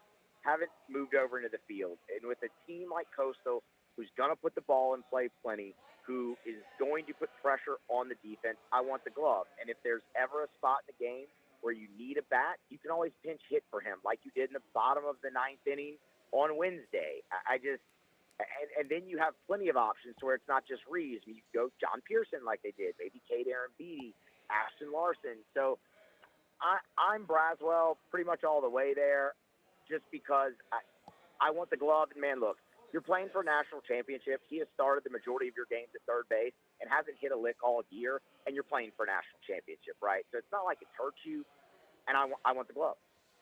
Yeah, I'm with you. I would put him out there. You mentioned John Pearson. I think it's interesting because Jay continues to push that button against tough lefties. Yeah. And there's not a lot of return coming on that. Is that something you would continue to go to? I'd throw Kate Arambidi in there, man. I'm serious, and just see what he can do. I mean, the upside on him is tremendous. Not to say it's not for John Pearson. I think John Pearson will be a fine player at LSU. Kate Arambidi is most likely, I think everybody expects, to be a first-round draft pick. The moment would be huge for him. He hadn't had it at bat since, man, I believe the regional, right? I don't think he played at all in the Super. So, I mean, the moment would be something there. But, I mean, you saw them pinch hit Jared Jones against Florida in the championship series, and what was it, like a 2-run, 3-run game at that point. And, okay, freshman, see if you can go handle it. I'd like to see Kate Arambidi get a look there against a lefty, and I think if you're looking a righty on the mound, Larson or obviously Reeves.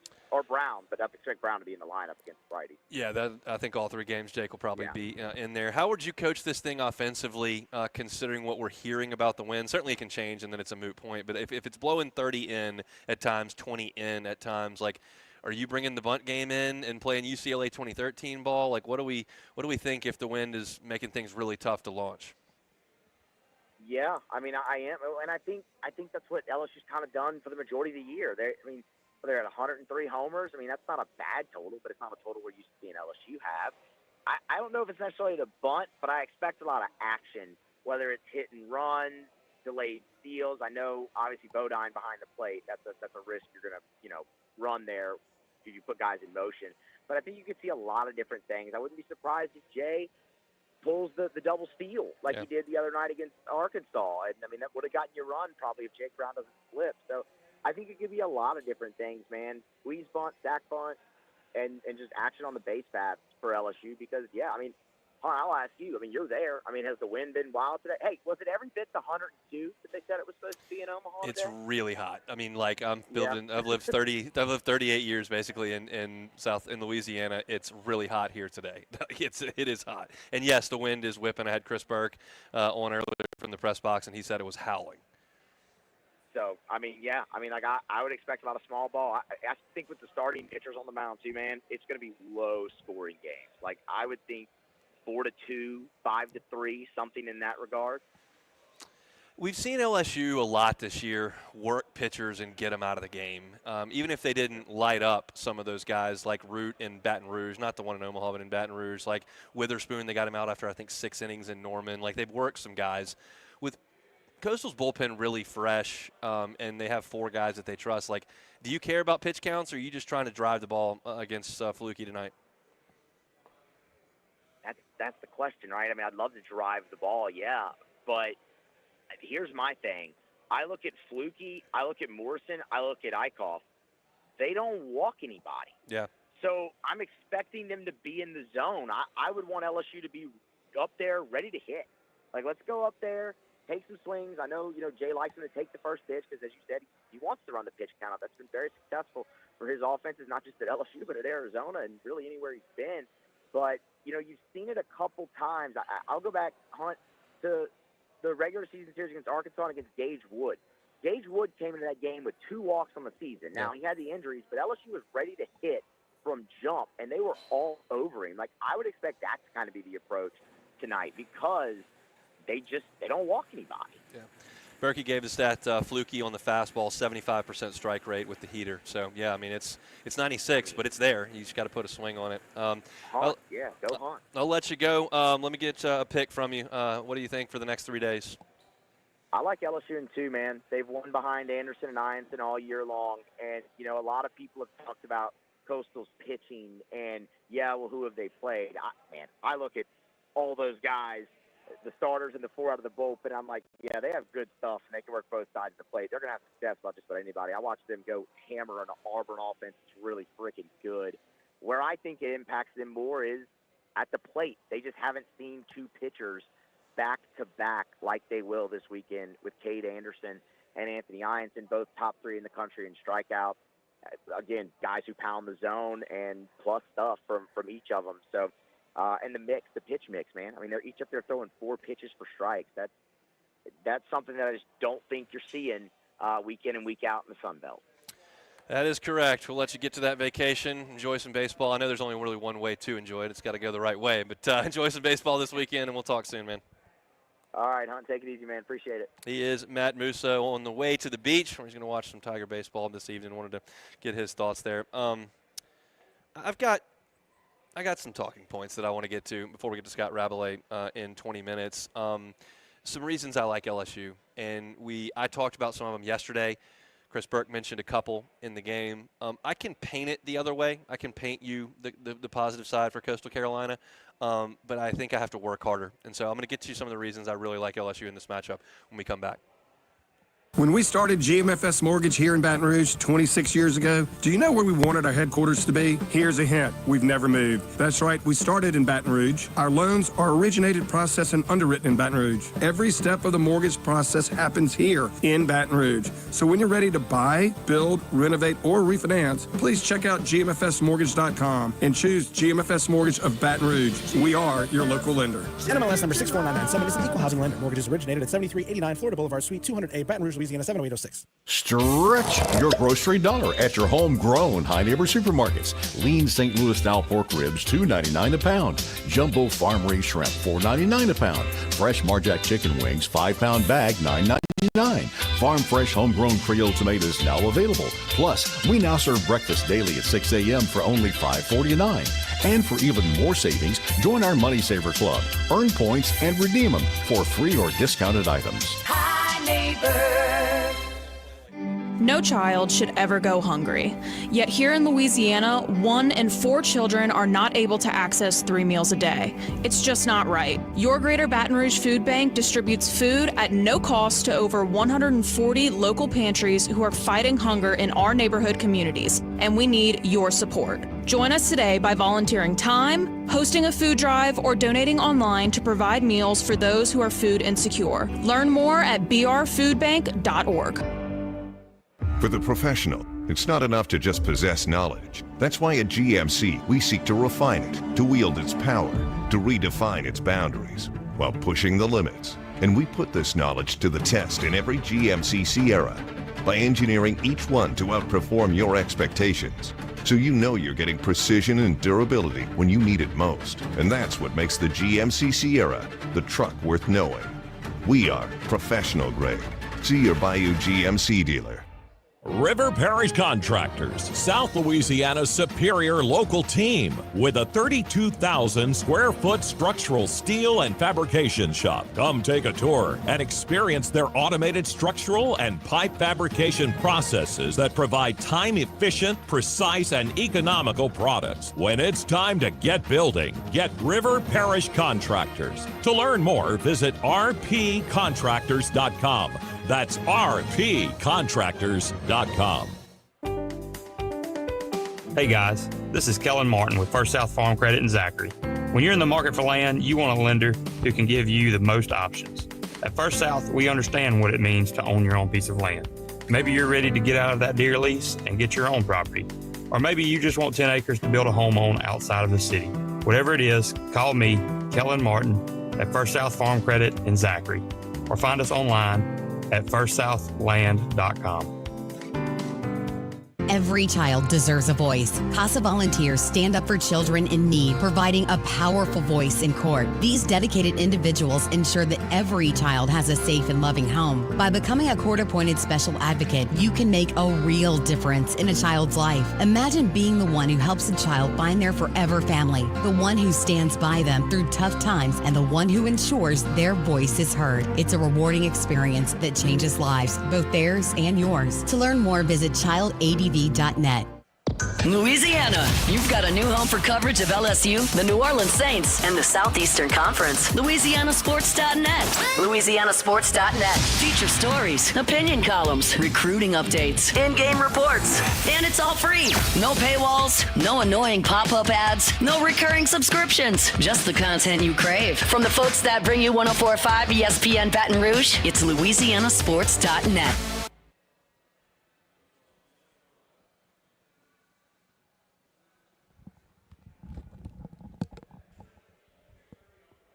Health for everybody. And by GoFlow IV Spa and Yuengling Flight. On Eagle 98.1 and 104.5 ESPN Baton Rouge.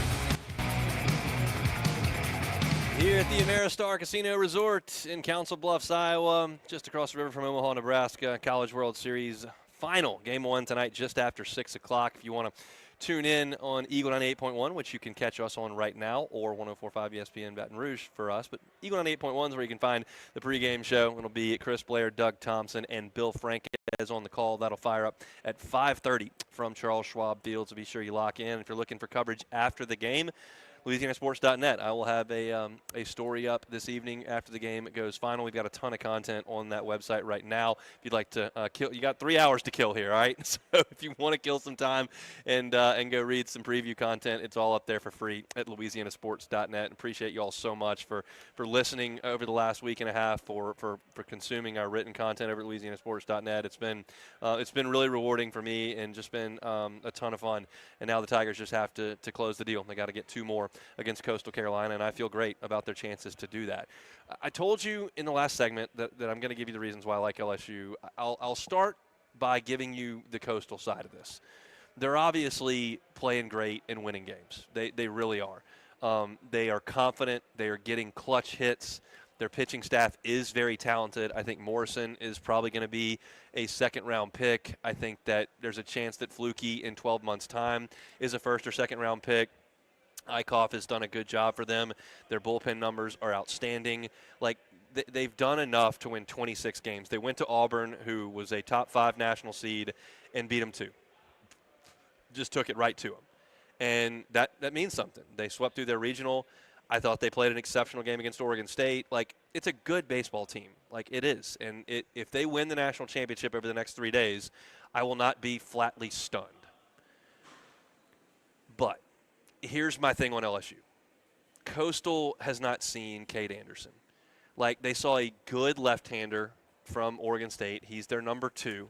And they did a pretty good job of getting to Kleinschmidt, who was great against Florida State the week before in the Super. He threw 6 innings of 1-run baseball. And against Coastal, they got him out in the 5th inning, and they scored 6 runs. But only 2 of those were earned. Oregon State made 2 pathetic errors on the infield. They let a tailor-made double play ball go through their legs, and then their All-American shortstop sailed to throw to first base on a routine ground ball. He did strike out 7 in those 4 1/3. And if LSU throws the ball all over the place, like, sure, they can get beat. But Coastal's never seen anything like Cade Anderson. And I don't think they're going to score very much. And so I don't like their chances tonight. Because when Cade Anderson pitches for LSU, I think LSU is the best team in college baseball. There's too much proof when Zach Root's on the other side, when Kyson Witherspoon is on the other side, when Liam Doyle is on the other side. Like, LSU has won those games time and time and time again. And why would I sit here today and suggest they're not going to do that tonight? I wouldn't. Coastal's going to have a hard time with Cade Anderson tonight. And LSU has seen Cameron Flukie, a clone of him, 8 times this year. They know what 96 looks like. They know what a breaking ball looks like. And I think they're going to hit the ball hard tonight. Now, do you hit the ball up in the air and it gets knocked down by the wind and gets caught like the 2013 team did for 2 games?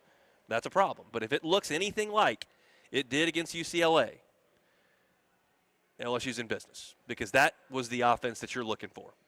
Hitting the ball hard, on the ground, line drives, and I think LSU is built to do that. That's exactly what Derek Curriell's game is. It's exactly what Stephen Milam's game is. Jake Brown does a ton of that.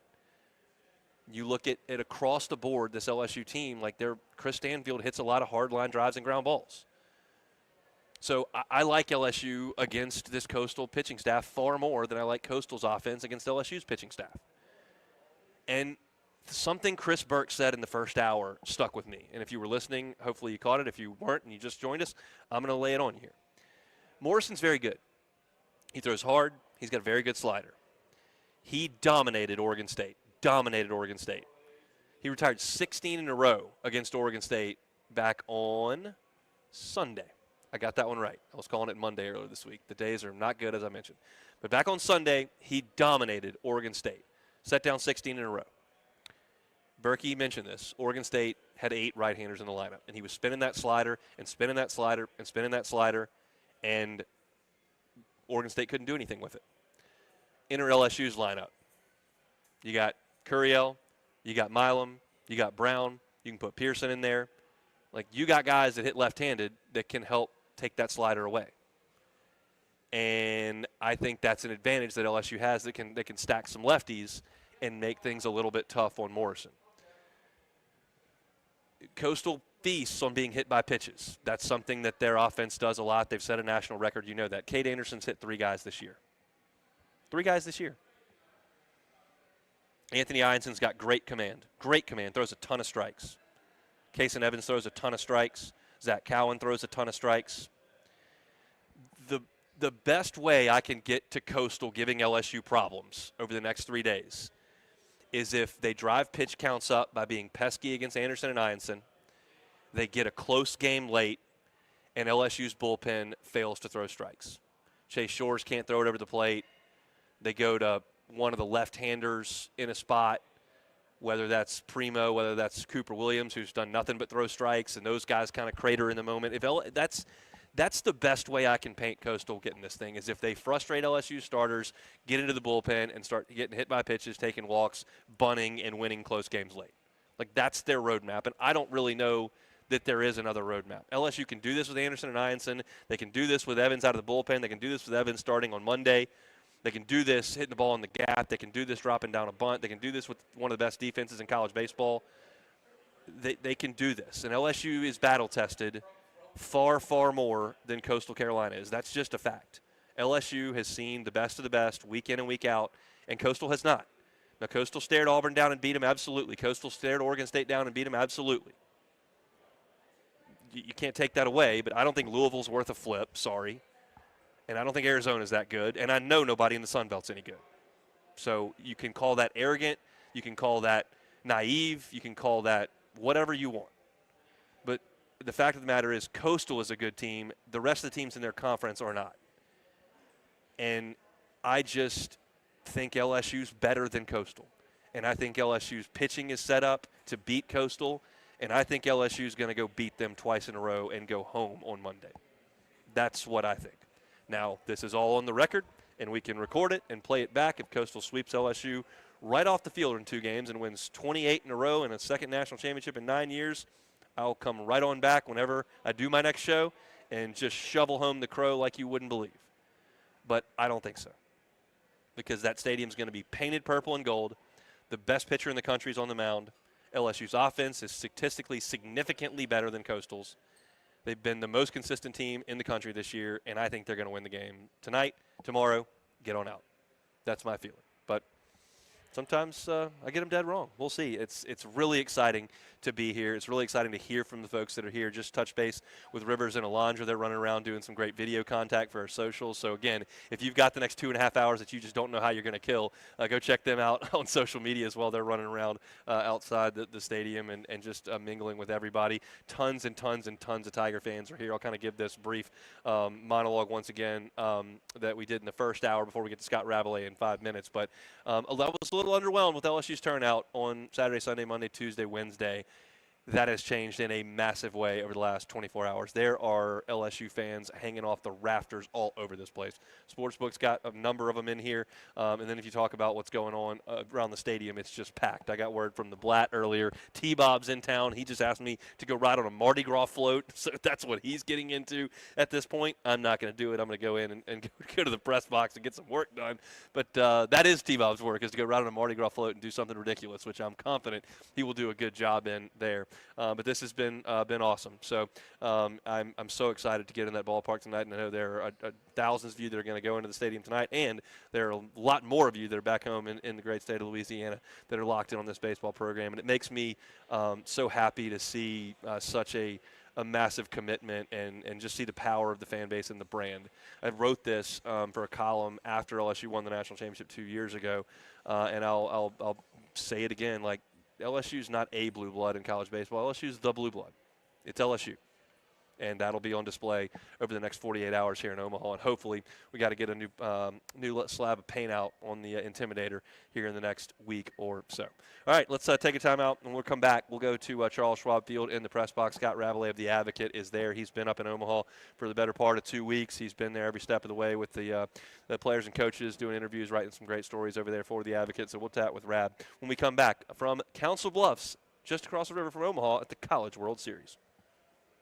Majestic Metals is located in Sorrento with over 60 years experience in the pre-engineered metal building industry. Majestic Metals is the leading metal roofing manufacturer with high-quality products, superior customer service, and a fast turnaround. We offer both commercial and residential roofing, including a standing seam panel in a variety of colors with a 40-year paint warranty. A metal roof can add value to your home and is energy efficient. Call Majestic Metals at 225-675-3800 and talk to our knowledgeable sales staff for all your commercial and residential needs. Visit us on the web at majesticmetalsinc.com. Guarantee Media is hiring. Come join the team that has been named one of the best places to work in Baton Rouge. Local trendsetters who are committed to your career growth. GuaranteeMedia.com. An equal opportunity employer. GuaranteeMedia.com. It's the jamming month of June, and we invite you to bring your creativity and imagination. Then join in the fun with East Baton Rouge Parish Library's 2025 Summer Reading Challenge. Color our world. Enjoy an entire summer of free programs, workshops, story times, concerts, and performances for all ages. Learn more about our summer events at ebrpl.com/summer reading. That's ebrpl.com/summer reading. Bayou Chrysler Dodge Jeep Ram is taking $22,500 off MSRP of the brand new 2025 Ram 1500 Laramie truck. $22,500 off a new 2025 Ram 1500 with employee pricing plus at Bayou Chrysler Dodge Jeep Ram. With the complimentary 7-year powertrain warranty that comes with all new Bayou automotive vehicles. When we make a deal, we'll pay for your trade-off regardless of what you owe. Shop BayouCDJR.com or visit us just off I-10 in La Platte. If you need sales or service, the crew at Bayou Automotive is going to do right by you. Your discount $15,000. Reach 7 Seymour bonus cash $5,000. Inventory bonus cash $2,500. Do you plan to travel, work part-time, or move somewhere warmer when you retire? At Edward Jones, we understand that no two retirement paths are the same. Contact your local financial advisor today. In Baton Rouge, call Tyler Juneau. In New Roads, call Dean Martin. And in Gonzales, call Gene Fremo. Edward Jones, member SIPC. Looking for a new job? River Parish Contractors has lots of upcoming turnarounds and project work in 2025. Submit your application today at rpcontractors.com to get on the call list. RPC is a large local workforce that is constantly growing, and they're looking for talented pipe fitters, iron workers, equipment operators, rig welders, civil carpenters, and general labor. And you don't have to travel to have a career. Our jobs are close to home. Come join the team. Give Big Jake a call or apply online at rpcontractors.com. rpcontractors.com. Are you ready to buy land but just not sure where to start? Then you need to call me, Tommy Marsh, at First South Farm Credit in Thibodaux. At First South, we specialize in financing rural land and offer terms up to 30 years. Even if you're buying property out of state, we have a loan program that's right for you. So when you're ready to become a landowner, make First South your first call. Find us online at firstsouthland.com. In the heart of Louisiana, where dreams meet the sky, we invite you to a world of boundless possibilities, where the sky isn't the limit, but the beginning of your journey. We don't just teach aviation, we ignite a passion for the extraordinary. We believe in the thrill of adventure and the joy of soaring above it all. Aviation Academy of Louisiana. Dreams take flight. Start your adventure today.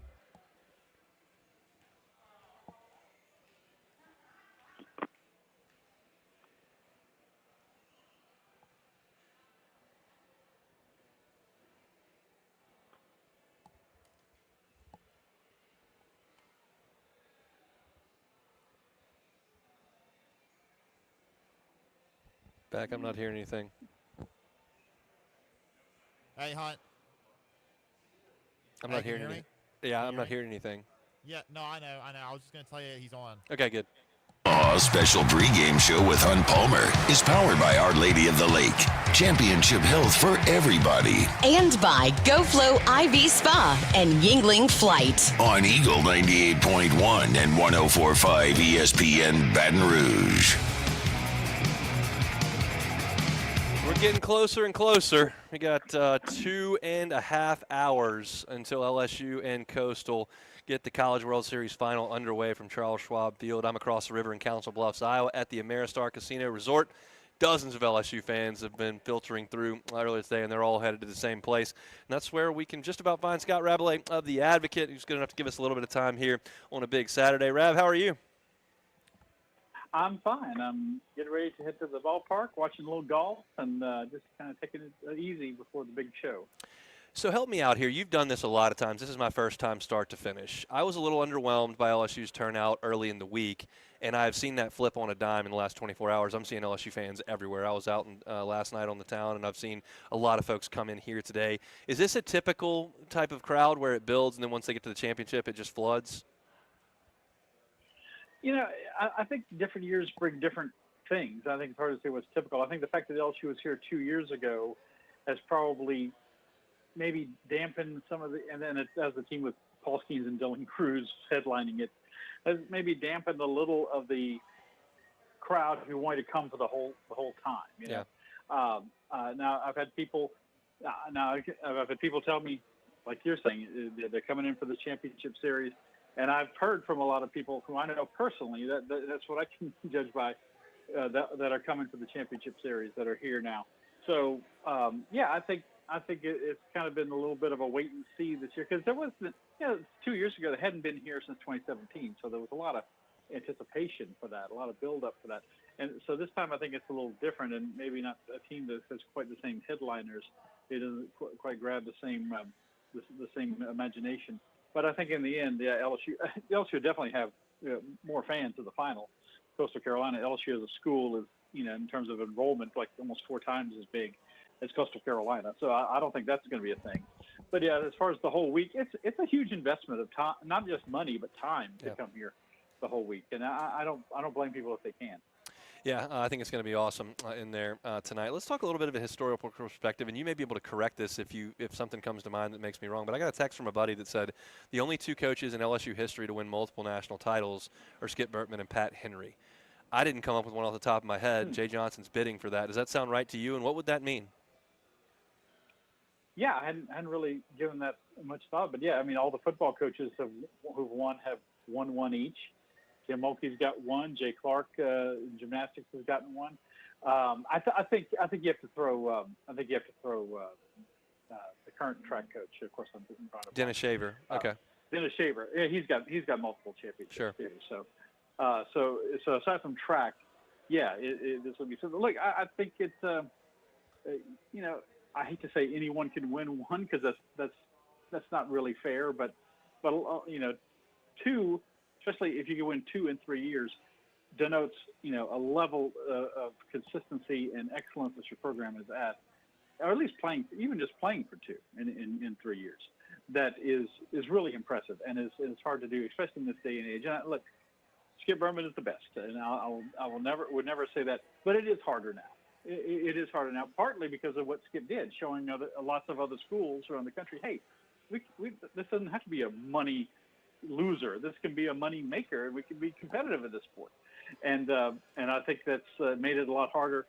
Jay will make a joke about it once in a while, and I think it's true. It's made it a lot harder for people like him this modern day. And there are a lot of more schools in the SEC that take it more seriously than they did back in the 80s and 90s. So it would be very impressive to win multiple championships in the sport, in one of the more high-profile sports like this is in college athletics, if they could do it. Absolutely, it would put him on a rare plane with some of the great. And Saban's an all-time great, and Kim Mulkey's all-time great, and all that. And she's got multiple titles at two schools, but it would put him in very rare company in terms of LSU coaches.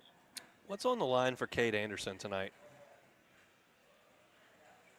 On the line. Well, I mean, this is he's a Louisiana kid. A lot of these great players are not from Louisiana.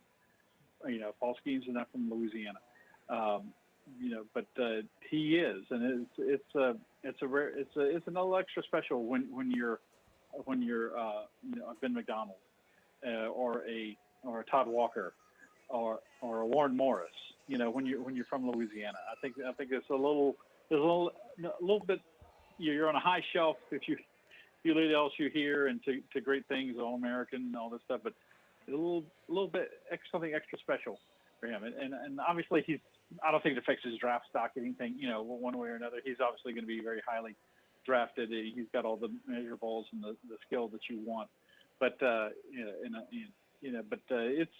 he goes down in a very special category if he gets the win tonight to help lift LSU to yet another national title. I mean, there's a world where Cade Anderson goes out there and throws 7 shutout innings tonight with 11 strikeouts, and then finishes as a national champion in the next 24 hours, the nation strikeout leader, and potentially the first pick in the draft. Like that's some big time stuff that I don't think I was prepared for in February, honestly. Oh, I know. I absolutely. I mean, there's been a lot of growth with him and with this team, and and you pair him with Ianson. Obviously, no one else in the country has the duo like this who's had this kind of success with these. They're the only ones who made the World Series who had two double-figure win pitchers. Even Coastal Carolina, for all their wins, can say that. I think that 2 other weekend starters are like 7 wins each. Fine seasons, but just not quite that level of accomplishment.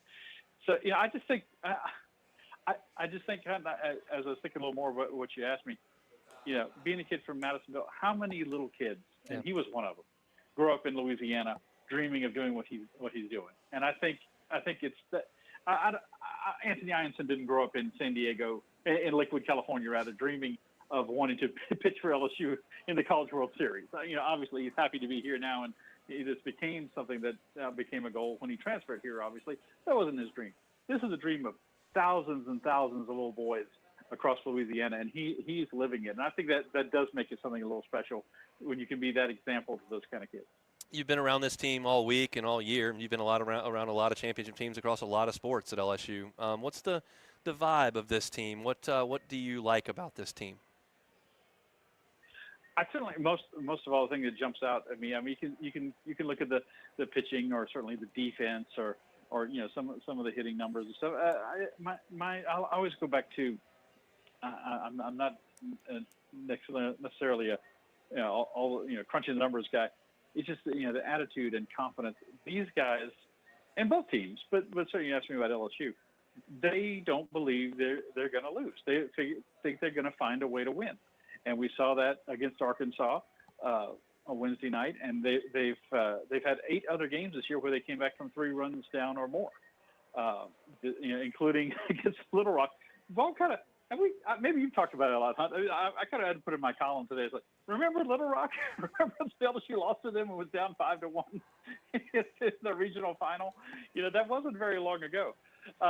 But they don't seem to be fazed by very much. And if they get behind early in this game, it looked like that 1-0 Arkansas lead for much of the game was going to be looked bigger than looked like 1-0 in a Premier League soccer game. Yeah. Not a college baseball game for a long time. But they found a way to come back, not just once, 3 times in that game. And I think that's the biggest thing. These guys are playing with a lot of confidence. Not that Coastal Carolina isn't either, obviously, for having won 26 straight games. But LSU knows who they've played, and they know the situations they've been in, and they know how many times they've done it, and they're not going to think they're out of it in any circumstance, because what they did Wednesday was apparently only the second time that's been done all year. Down 2 with 2 outs in the bottom of the ninth. So that's pretty impressive. So they're just operating on a different plane. As Kyle Peterson said after the Arkansas game, they think they're different. That was his observation. They the Tigers think they're different, and that counts for an awful lot in a situation like this. No doubt about it. You've also talked to the Coastal Carolina players through press conferences and heard from their head coach as well. What's your sense from their energy right now?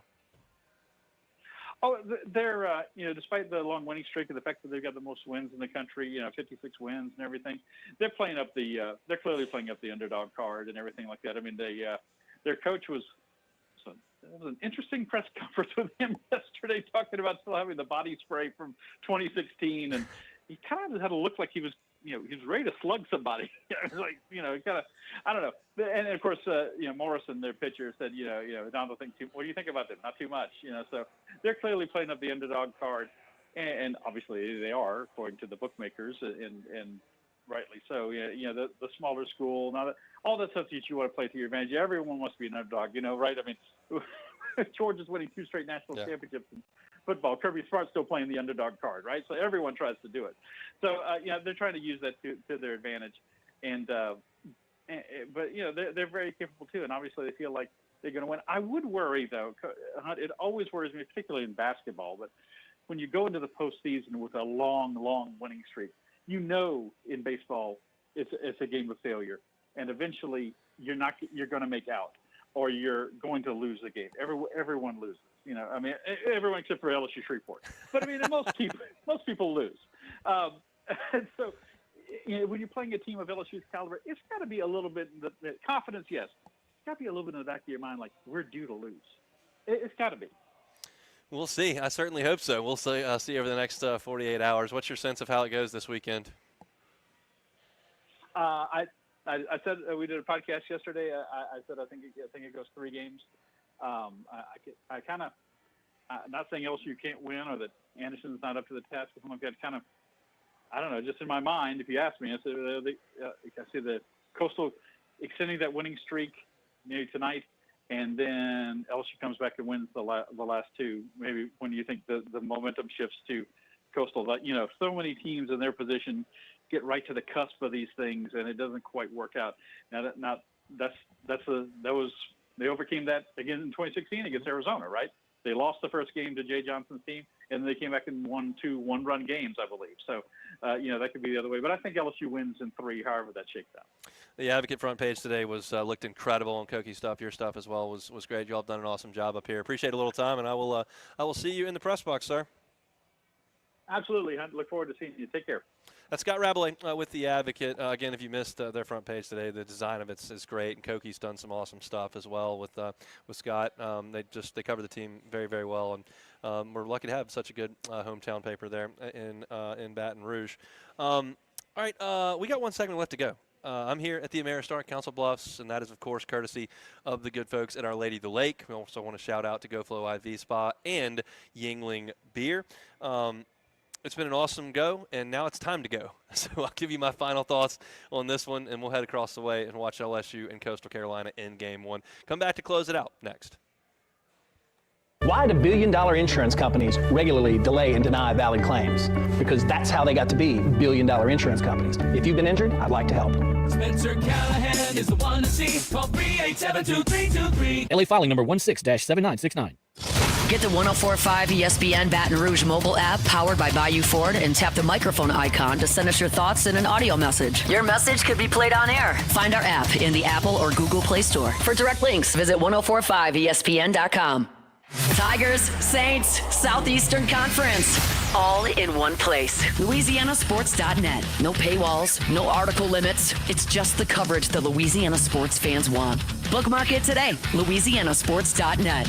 The Tigers are in Omaha, and when excellence is on the line, LSU delivers. That same championship mindset is shared by Our Lady of the Lake, part of the Franciscan Missionaries of Our Lady Health System and the healthcare provider for LSU athletes all year long. Through the Championship Health Partnership, that same top-tier care is available to you, from sports medicine and student health to breakthrough research and community care. Championship care, championship culture, Our Lady of the Lake and LSU. Together, we roar. Learn more at ololrmc.com/LSU. Get in the zone, AutoZone. Annie's first oil change wasn't as hard as she thought because she went to AutoZone, where a friendly AutoZoner helped her find the right oil and save on an oil filter. He explained the job and showed her free how-tos on AutoZone.com. When she was done, AutoZone recycled her old oil for free.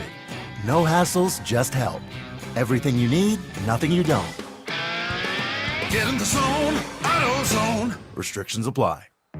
If you have summer plans, then make Macy's Summer Style Sale your first stop. That's because you'll find amazing deals on exactly what you need to make any summer occasion feel like a getaway. Whether you're headed to the beach or your friend's backyard, we're talking matching sets, airy linen, swimsuits, cover-ups, and so much more for 25 to 50% off. Yeah, up to half off. So no matter where you're going, head to the Summer Style Sale going on now at Macy's. Savings off already reduced prices. Exclusions apply. The Gulf Coast has long been a key hub for Shell and the U.S. energy supply. With over 100 years of history in Louisiana, Shell remains committed to transforming our business. Our promise? To deliver lower carbon fuels and products. Shell is leading the energy evolution into the next 100 years. The creative thinking of thousands of Louisiana employees will power progress in our state and our future. Shell is the rhythm of Louisiana. Do you plan to travel, work part-time, or move somewhere warmer when you retire? At Edward Jones, we understand that no two retirement paths are the same. Contact your local financial advisor today. In Baton Rouge, call Jamie Levine. And in Donaldsonville, call Matt LeBlanc. Edward Jones, member SIPC. This is Ben McDonald for First South Farm Credit. If you're looking to buy or refinance land, you need to make First South your first call. First South's been financing rural land for over 100 years, so they have the experience you expect from a land lender. And with flexible terms for up to 30 years and competitive rates, they can build a loan package that's right for you.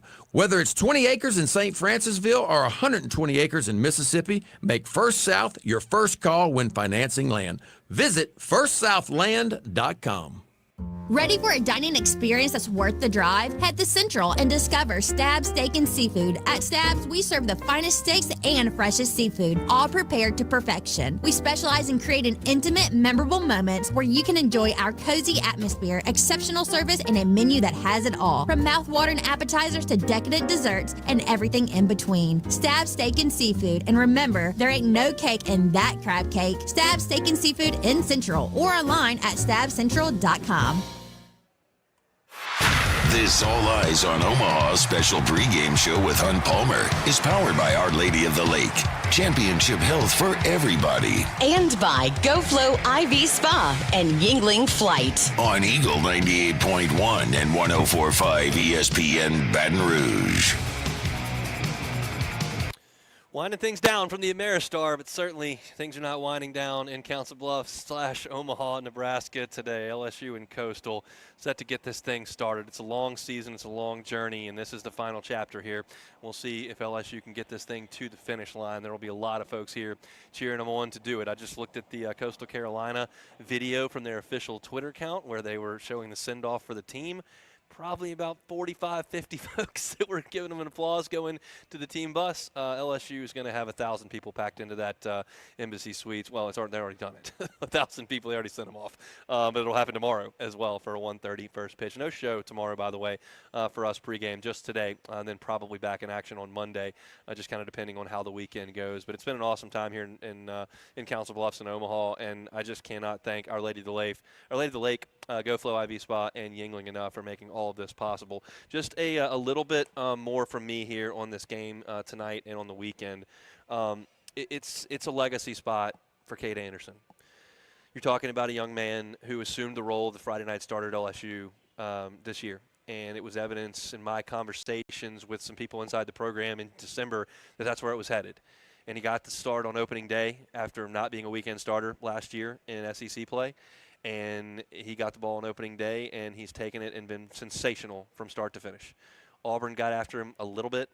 He wasn't perfect against West Virginia, but he's been lights out just about every time. And based on what he did in the regional, in the second game of that regional against Dallas Baptist, and what he did in the first game here in Omaha against an incredible Arkansas team, and what he's got a chance to do tonight against Coastal Carolina to put LSU in the driver's seat to win a national championship, talking about the nation's strikeout leader and potentially the first pick in the draft, this is legend stuff. Legend stuff. That is not hyperbole. And you got to do some damn impressive stuff in that uniform to get to that status, because there have been dozens in front of you that have done similar things. And so for Cade Anderson tonight, young kid from Madisonville, Louisiana, St. Paul's High School, to come to LSU and do that on his way out, big-time stuff. And let me say this, like, there's not a kid in the country whose mindset is more built for what he's being asked to do tonight than Cade Anderson. And it's been that way all year. I've made a little bit of fun of the way he carried himself after that West Virginia start, where he gave him 6 innings in the scorching hot sun, and they had a 9-run lead, and he gave up 6 earned, and LSU won the game by like 8 runs. And he was ticked because he holds himself to a different standard. And tonight, I think he's going to be lights out. It would not surprise me at all, as I sit here, if Cade Anderson shut Coastal Carolina out tonight. Wouldn't surprise me at all. They don't handle left-handed pitching great. They swing and miss a lot against lefties. Their offense is built around getting hit by pitches. He's hit 3 guys all year. He doesn't issue a lot of walks. They're going to have to get hits on him tonight, and I don't think they're going to. So this is a big legacy spot for Cade Anderson tonight, and I'm excited to watch that young man go out there and do it. Because we were just talking to Scott Rabalais about it, and like you're talking about the thousands of people who have that dream, and I'm talking to a lot of them, and you're listening to one of them. And Cade Anderson gets to do that tonight, put that uniform on for the last time as a pitcher, very likely, and go get it. And I think he's going to be awesome. I think LSU is going to swing the bats tonight. I think they're going to hit a lot of balls hard and low. I think they're going to hit a lot of line drives. I think they're going to score runs. And I don't think Coastal is going to be able to keep up with that. So I like LSU tonight. As far as Morrison goes tomorrow for Coastal, that's a name you're going to hear a lot tomorrow, whether Coastal's playing for a national championship or LSU's playing for one and Coastal's trying to keep their season alive. That slider is his best pitch, and Oregon State's 8 right-handed hitters couldn't deal with it. LSU is going to be able to put 4 or 5 left-handers in that lineup tomorrow that can help mitigate against that. He's really good. He'd be great in the SEC, but this is a different animal that he's seen. And so I'm excited for that as well. It's going to be an incredible environment. I think Anderson and Ianson are the best 1-2 punch in the country, and they're going to show that. There's a reason why LSU has won 15 of Cade Anderson's 17 starts. There's a reason why Anthony Ianson is 3rd in the country in strikeouts. He's fresh as can be after an abbreviated outing. And I was saying when he came out of the outing back on, let me get the day right, Monday. When he came out of the outing on Monday, I was ticked. But I did tweet out, like, this is a really bad break, but it may help you later on if he can come back fresh. Well, here it is. You're going to see him on Sunday at 1 o'clock. And I couldn't be more excited to see him out there as well. This LSU team's really good, and they play with a lot of pressure all year long, so this is really nothing new. Coastal Carolina's feeling confident. They're feeling comfortable. We'll see when they get into that stadium and there's 15,000 LSU fans breathing on them. And Cade Anderson's on the mound. I gave you the positive part for Coastal 2 segments ago. We talked to their play-by-play guy to get their side of it. I like the purple and gold guys in the next 2 days. But you know that because I've been saying it for the last 2 days. I said it on my show on Friday, and I've certainly said it all day today. So it's going to be an awesome environment. It's going to be quite a spectacle over there. And you're talking about some rarefied air that LSU is looking to reach here. An 8th national championship would be a big, big step. 2nd for Jay Johnson would be a big, big step. And you cement yourself once again, as the team in the sport. There was a lull there after 17 where you just kind of weren't where you needed to be. And you snapped out of that in 23 with one of the best teams we've ever seen. I could suggest it is the best team we've ever seen. And you can follow that up. And really on this team, like you're looking at, like Jared Jones was a piece of that team, but he wasn't in the lineup in Omaha. Like you've overhauled this entire thing from the pitching staff to the lineup, defensively. Everybody's new from 2023, and you're right back in the same spot. That's a massive sign of great things to come in the program. You've got to have a ton of trust in Jay Johnson to keep restocking the shelves with talent and to push all the right buttons. And everyone he has pushed thus far has been right. We'll see what the lineup says today at third base. I've given you my thoughts on that. I'd like to see Michael Braswell in the game. We'll see if Tanner Reeves starts against the right-hander. I'd like LSU to be aggressive early in this game because I don't think sitting back and waiting for a guy that throws 75% strikes with his fastball is worth it, considering that if you get him out of the game, you're going to see two relievers that are pretty good as well. I told you that with Zach Root in the first game of this. Like, there's no get him out of the game because the next guy is going to be just as good, if not better, and we saw Gackle come in and do that. Now, Coastal didn't have anybody as good as Gackle, but they've got some guys with some really good numbers that are really good pitchers. So, to me, be aggressive, see the fastball, and go get it. You're going to see that loop and breaking ball some as well.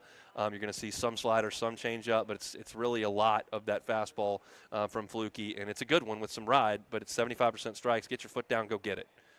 That's the mission for LSU. I think the Tigers win tonight. My final score projection, somewhere in the neighborhood of 6-1. And I think LSU closes the door tomorrow at 1:30. Big shout out to the folks, again, at Our Lady of the Lake, at Go Flow IV Spa, and of course Yuengling Beer for making all of this possible all week long and certainly making today's special show. Huge shout out for all of you that are watching on YouTube. It's been a great crowd for a Saturday show, and certainly those that are listening back home. I got to go in there and watch the Tigers, and we'll write some on LouisianaSports.net when it is over. Nothing tomorrow from me radio-wise. We'll see on Monday based on what LSU does the next 2 days and what my flight situation is. This has been an awesome go. It's time to watch the Tigers see if they can win a national championship.